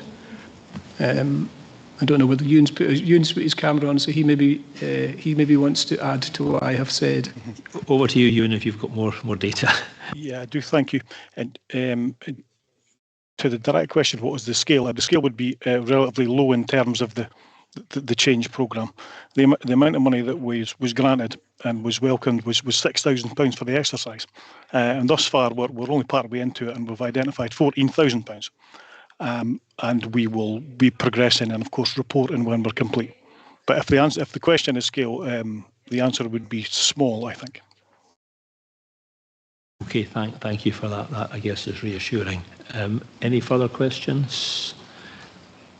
Any comments? Okay, I think we have scrutinised that one. Any decision is with PNR, where the report will be delivered as well. So that's that one. The next one we are moving on to is item 13, the updated risk management strategy, detailed guidance and audit actions progress review. And that's back over to Ian Lorimer again on that one. Thank you, Convener. Yeah, this report presents an updated risk management strategy and the associated detailed guidance, and we're asking the committee to review and approve that for implementation. The report also provides an update on progress with the actions from the audit, the internal audit of risk management that took place last year. And there's also a bit of coverage in the report around changes to risk reporting in committee reports. And I'm very pleased to bring this report to the committee today. The 2024 internal audit review of risk management arrangements provided a limited assurance conclusion. It's obviously not what we want to see and what we want to have. But this report marks a significant milestone in addressing really all of the issues identified in that audit report. I did say, I think prior to the summer recess, that we would have all of those things concluded by the summer, and we've done that, and today's report's really just bringing all that together. So a huge amount of work has been done in recent months by a number of colleagues, including the risk monitoring group. That group is proving really effective in terms of moving this agenda forward. So I think we're in a much stronger position now in relation to our risk management arrangements, but we do need to continue to work at it to fully embed those arrangements and the best practice. As I say, there are three main components in the report and its recommendations. We're asking for approval of the updated risk management strategy, that's Appendix 1, approval of the updated risk management detailed guidance, that's more operational guidance for officers, which is in Appendix 2, and we're also asking the committee to review the update on the various audit actions, which is in Appendix 3. The report highlights that the impact of the risk monitoring group, and as I said, the section 7 of the report covers committee reports, and what we're proposing to do there is a new template being introduced, and if it's approved here today, that would be introduced for the next cycle of committees, and I think that will make a further difference in terms of embedding good risk management practice. Happy to take any questions, Convener. Okay, thank you. Any questions on this one? Any comments? No comments. I note that my crib sheet talks about noting and scrutinising, but we've actually got to do some approvals here. Yeah, so are we happy to approve these points? Okay, I think it's been scrutinised, noted and approved. So thanks for number 13. We move on to 14, which is the detailed risk reporting to Scrutiny Audit Committee, there's a proposal there for members' views. Over to Mr. Lorimer again on that one. Yeah, thanks, Convener. Again, very briefly. So for a number of years now, the committee has considered a detailed programme of risk reviews, so a detailed look at specific risks, usually every cycle. Now, as was highlighted in the governance reports in June, there wasn't a full programme of those reviews that was undertaken in financial year 24-25. This report is about getting back on track in relation to that. So the report actually presents a 3-year programme for detailed risk reporting, covering both strategic risks as well as directorate risk registers. And I think that will, the kind of doing both of those things will help embed good risk management practice across the council. So although the report is covering 3 years, years 2 and 3 of the programme are indicative at this point, because they may require to be updated in light of changing circumstances. So the plan is to bring a report outlining a 3-year programme to this committee on an annual basis for agreement, and that way we've always got a 3-year rolling programme and we can respond to changing circumstances, as I said. The reporting to this committee of both strategic and directorate risks will give a broader appreciation of both the highest level risks, the strategic risks, as well as the operational risks. And one other thing just to point out in relation to this report is the intention for risk register reporting, directorate risk register reporting, to be done at least once a year to service committees, so that service committees are aware of the risks impacting on the delivery of the objectives for those service committees and how those are being managed. So a number of changes and improvements being made in relation to risk management as set out in this report, but the ask is to approve the programme, Convener. Thank you. Okay, thanks for that. So just to clarify, we are going to approve the programme for year 1 and years 2 and 3 are just indicative at this stage. Okay, a question, Councillor Bell? Yeah, thank you. Yeah, it's around the year 1 table in Appendix 1 on page 293, Ian. I guess some of those 16s at current risk score feel quite low to me. And there's a few planned risk scores not set. And it may well be that some of these numbers have been kind of evened out or averaged out across the whole council rather than in specific pockets where we know that there's, for example, capacity is an issue in terms of workforce, for example, and there's recruitment outstanding. So just a bit of narrative on how these were reached, and are we, when are we looking at those planned risk scores being set? Thanks. Yeah, thanks. In terms of our model for risks, it's a 5 by 5 model, so likelihood 1 to 5, and impact is similar. So 16 is still quite a high score in terms of that analysis. That was done earlier this year, and it will be due for review. We've actually just agreed last week to do the next review to bring the next update of our strategic risk register to this committee in the November cycle. So it is still quite a high score, even if it doesn't maybe quite feel like it's the same as the financial sustainability one at 25. We are doing a lot of work, and colleagues on the call may wish to comment on this in particular, but we are doing a lot of work around workforce planning, succession planning, and a number of initiatives to try and address that, but it is difficult in terms of recruitment and retention just now, and I think that is reflected in the score. Where there isn't a planned risk score set, we would look to address that as part of the next iteration. Councillor Shepherd. I suppose maybe a comment or a question, not quite sure, but just on the tables, just for future, it might be nice to have a bit of colour in there for like green, traffic lights basically, to give us a guide or that, or the inclusion of a risk matrix, just for us to gauge if, like Councillor Bell said, it's hard to gauge. Like, I'm just gauging the 16. I feel out the air a little bit, so that would just be helpful going forward. But you do a fantastic job, and I feel bad saying that to you, but no, thanks very much.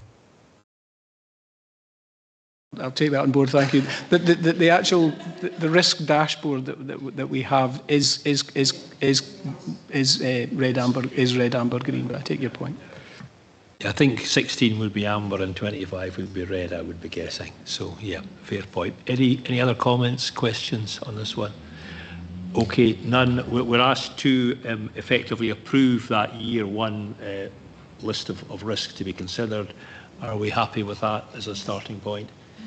Okay, and we scrutinise the report. Okay, thanks very much indeed.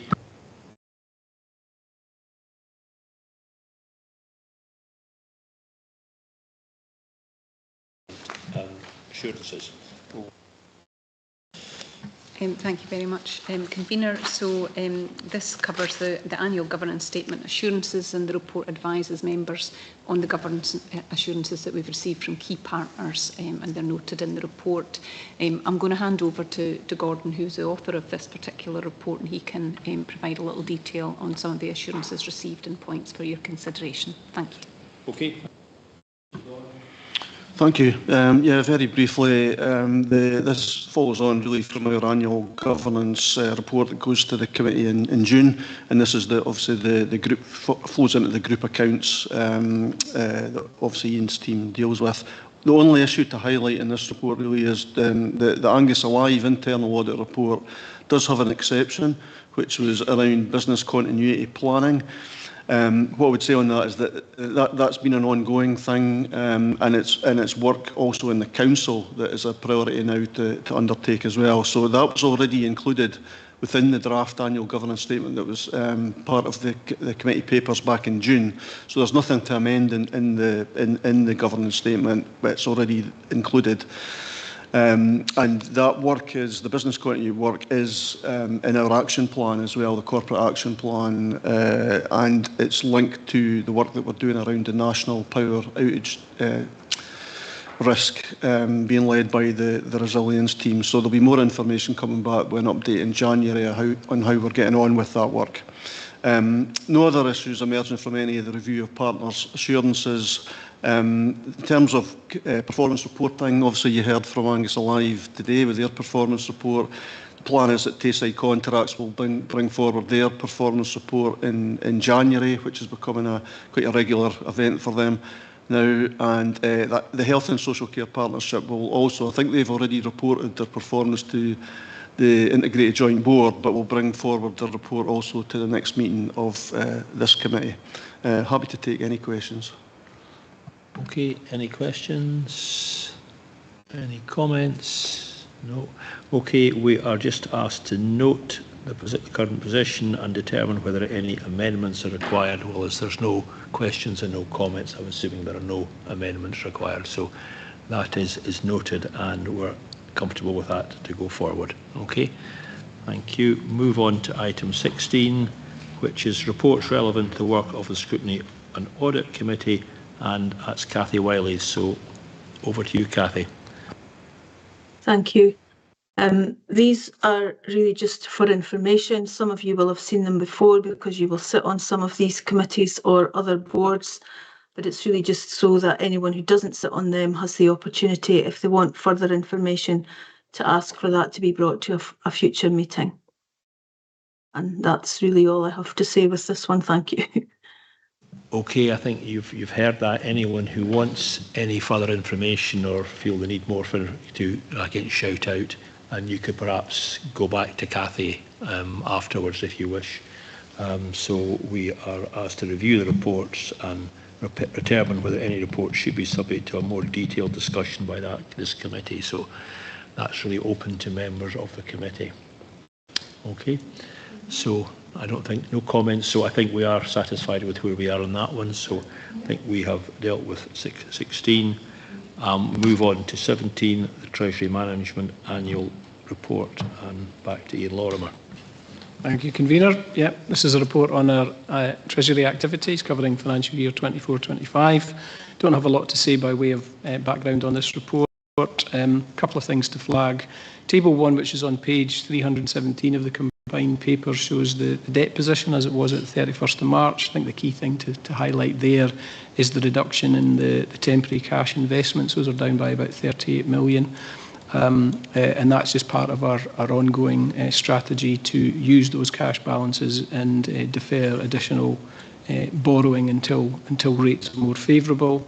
There's further information in the report about our performance against budget on loans fund interest and investment returns. Our investment returns again outperformed the market benchmarks and our local targets, so we're pleased with that. And I think the only other thing I would say is PWLB rates have remained stubbornly high, so we continue to postpone undertaking new long-term borrowing on the scale that will ultimately be required. But we did borrow 10 million back in March on a short-term basis. I think it was over 3.5 years to support our cash flow position towards the end of the year. So we still have significant borrowing to do, but we're not doing that yet because we're waiting for rates to fall, which they are projected to do. It's just taken longer for that to happen than we had anticipated and hoped. So again, happy to take any questions, Convener. Any questions on the Treasury Management Plan? Councillor Shepherd. Just a small one, Ian. Like you said, interest rates are predicted to fall, but do you actually believe that'll be the case? Like, I'm just your opinion on that. I'd quite appreciate it. Like, given, you know, I watch programmes like Newsnight, and I've got doubts about that. So I wouldn't mind your own opinion on that, just for, you know, you're the Director of Finance, just to get your honest opinion on where you think it might go. Thank you. Yes. You preface it by saying this is not investment advice. Yeah. So it's a good question, a reasonable question. Our strategy in terms of our borrowing and our investment decisions, it all revolves around your view of interest rates, and we take professional advice from our Treasury advisors and professionals in this area. The truth of it is that all of it is a bit speculative. Nobody really knows. If you look at the Bank of England's projections and some of the fan charts that they do, it gives quite a wide range in terms of where interest rates may go, where inflation may go, etc., So it is very difficult. It would be true to say that interest rates have not been falling as fast as we had expected, and that has given us some challenges in terms of having to continue to postpone borrowing. But all of the advice that we have at the moment is the expectation those rates will come down. Now, base rates have come down. Base rates have come down now at 4. So that has been happening. Most of the borrowing that we would do would be through the Public Works Loans Board, and the rates that are chargeable there are more modelled on the cost of government gilts, government borrowing.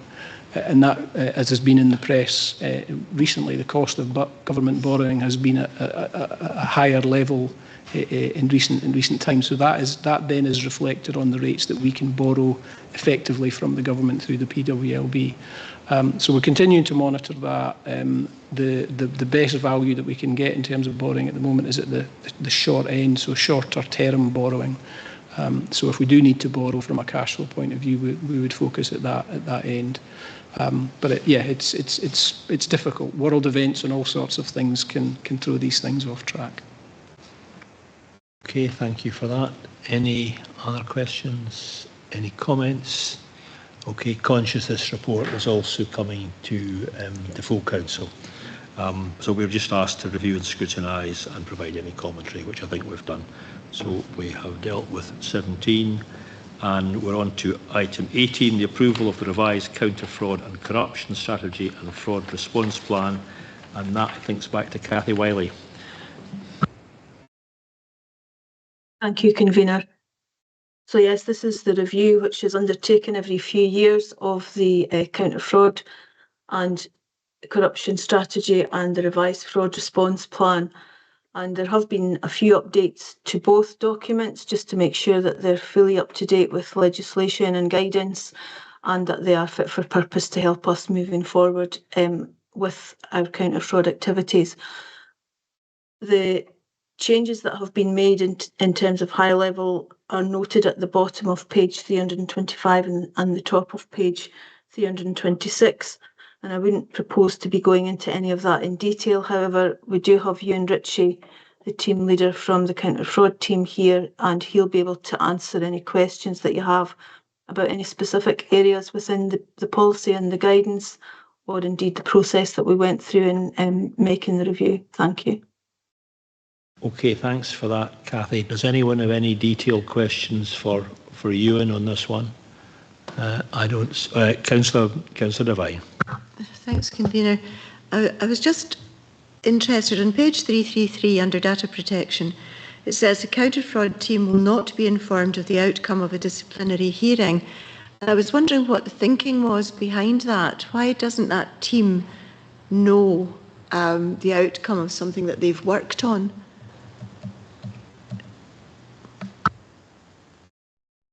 Thank you for the question. Yeah, that was a change from the previous version, or certainly the previous habits, and it was the view of HR, which is one I accept, that the result of a hearing isn't something that we require to know in the counter-fraud team. We can certainly discuss with HR after we've worked how we think it went and how we perhaps could have done something different or improved, or maybe perhaps it was fine. But what they decided was, and they were quite clear on this, that we shouldn't be informed because it was information that was pertinent to the individual who was investigated, or rather than anything else. And that was put to me quite firmly by HR, and I accepted that. Okay, thanks for that. So just to sort of summarise, there wasn't a problem with our current policy. We're just effectively updating things. That's the situation here. Yes, that's right. Yeah, that's right, Convener. It was in 2018. It was previously revised, and this revision has made some minor beneficial changes to it. Okay, thanks for clarifying. So no questions, no comments. So I think we've been asked to make comments and questions, which we've done. So thanks for that, and thanks for your contribution. On to 19, which is the Regulation of Investigatory Powers Scotland Act 2000 Quarterly Report, and that's over to Alison Watson. Thank you, Convener. This report asks members to note that no authorisations have been granted for surveillance or other activities in the period from April to the end of July. Thank you.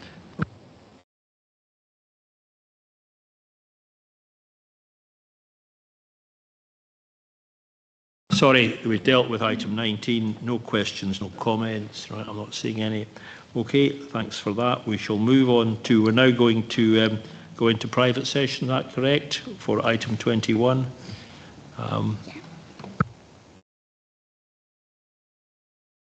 Pause the live stream, please.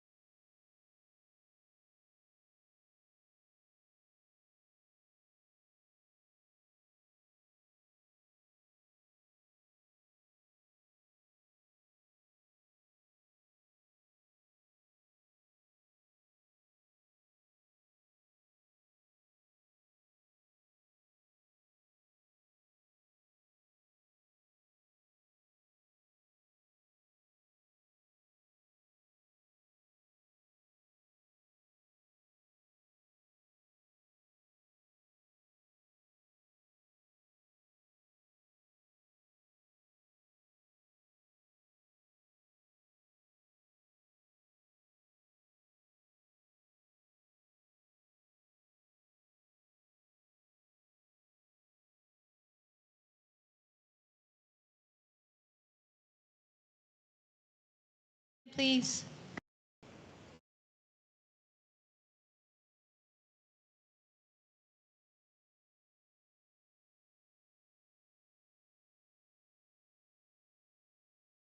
Okay, we're into public stream, again, and we've got item 20, the internal audit activity update, and that's back to Cathy Wiley to take this item. Thank you, Convener. This is the report. This is the report with the update on progress with the internal audit plan and also where we are with the implementation of the agreed audit and counter-fraud actions from previous work that's been reported.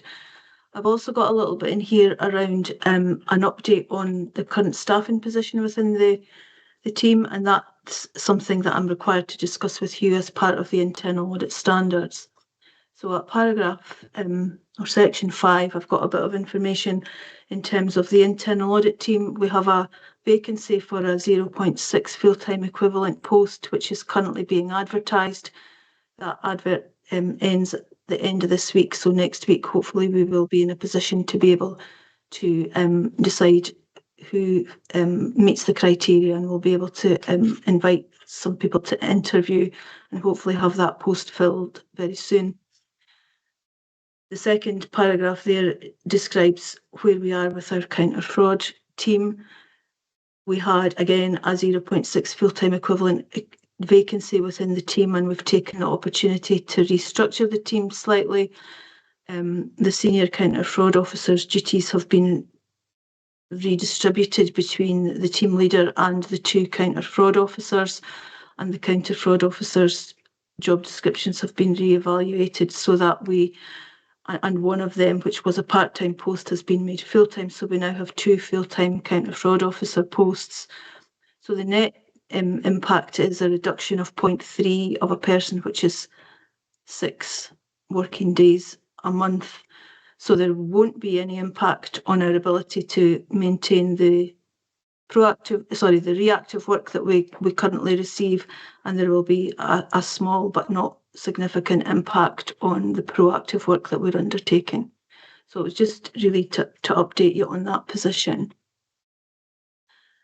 Thereafter, we have a number of items that we are presenting today. You've already obviously heard one, and the first items that I'm looking at are the continuous auditing, where we have comprehensive assurance for the payroll audit work and substantial assurance for the creditors' duplicate payments for the period from April through to June 2025. In terms of the creditors, there were 5 payments in total during that 3-month period, totalling just over £3,000, where duplicate payments had been made. And we have recovered one of those that I'm aware of, and the others are being actively recovered at the moment. Convener, do you want me just to go through the other reports, or do you want to ask questions individually as we go through?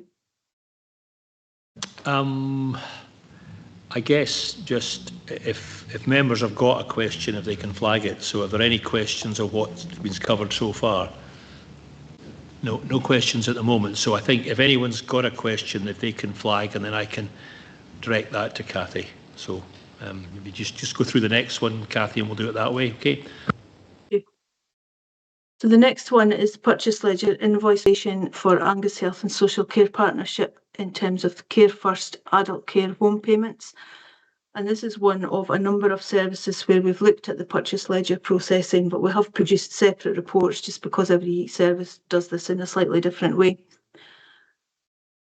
So this is a rather peculiar report in that we've got comprehensive assurance because all of the objectives of the actual audit were met. However, during the audit, we did identify some issues that were out with the scope of the audit, but which we felt we should address. And so there are 3 recommendations that have been made in order to improve processes around timely updating of Care First for changes to service provision for service users and to improve the income recovery where credits with care homes are outstanding. And these issues just arise because it takes a bit of time for some of the information to catch up within the system, and there's some overcharging happens during that period.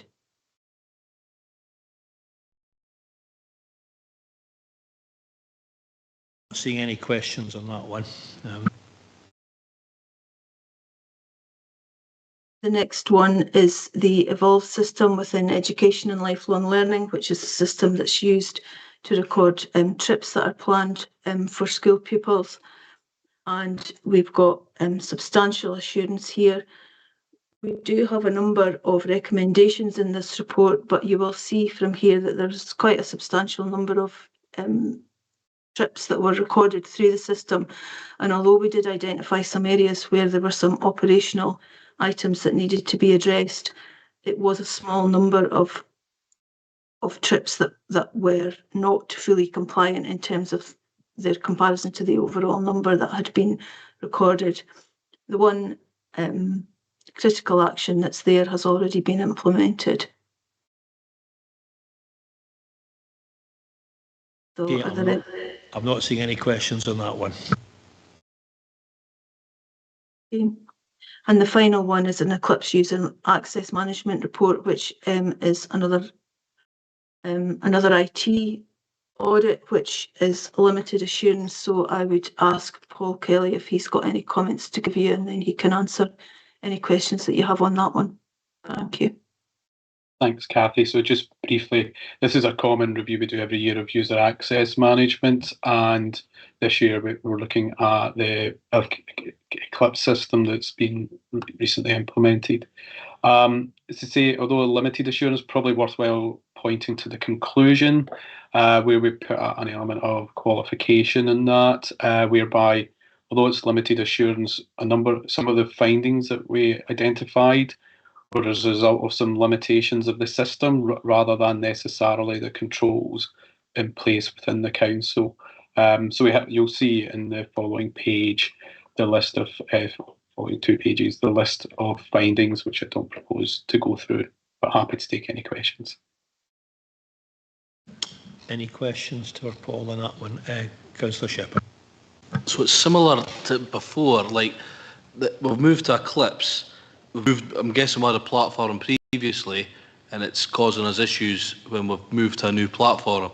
So do we need to be a bit more cautious when we're moving IT solutions? You know, because that seems to be a bit of a pattern picked up, I would say, twice today. It may be better for management to answer that. I think Andrew's going to answer that one, I think. Yep, thanks very much. Certainly happy to answer that question. So I wouldn't say in this particular occasion this is relating to moving from one system to the other. When we talk about user access control, this is about who has permissions to access the system, looking at processes like what happens when someone leaves or moves within the organisation. So it's not specific to the migration from the previous system to this system. You know, we worked really well with the audit team, and I thank the audit team for their consideration of the audit. And yes, it's highlighted a few deficiencies. Just want to provide some assurance that out of the 10 recommendations, that 5 are already completed, and some were very much related to things that were happening, but we just need to more formalise or automate them. But certainly, it's not related to the migration from one system to the other. This is just a common practice. Okay, thanks for that. Any further questions or comments? Okay, I think we have to consider the notes and note the update of progress, note the current staffing position, and note the position with implementation of agreed audit and counter-fraud actions. So are we happy with that? Okay, thanks very much indeed. Thanks for your patience this afternoon. It's been a long meeting, but we have managed it before 5:45, so 9 minutes early. Okay, thank you for that. And thanks for those online. Thank you. Stop the live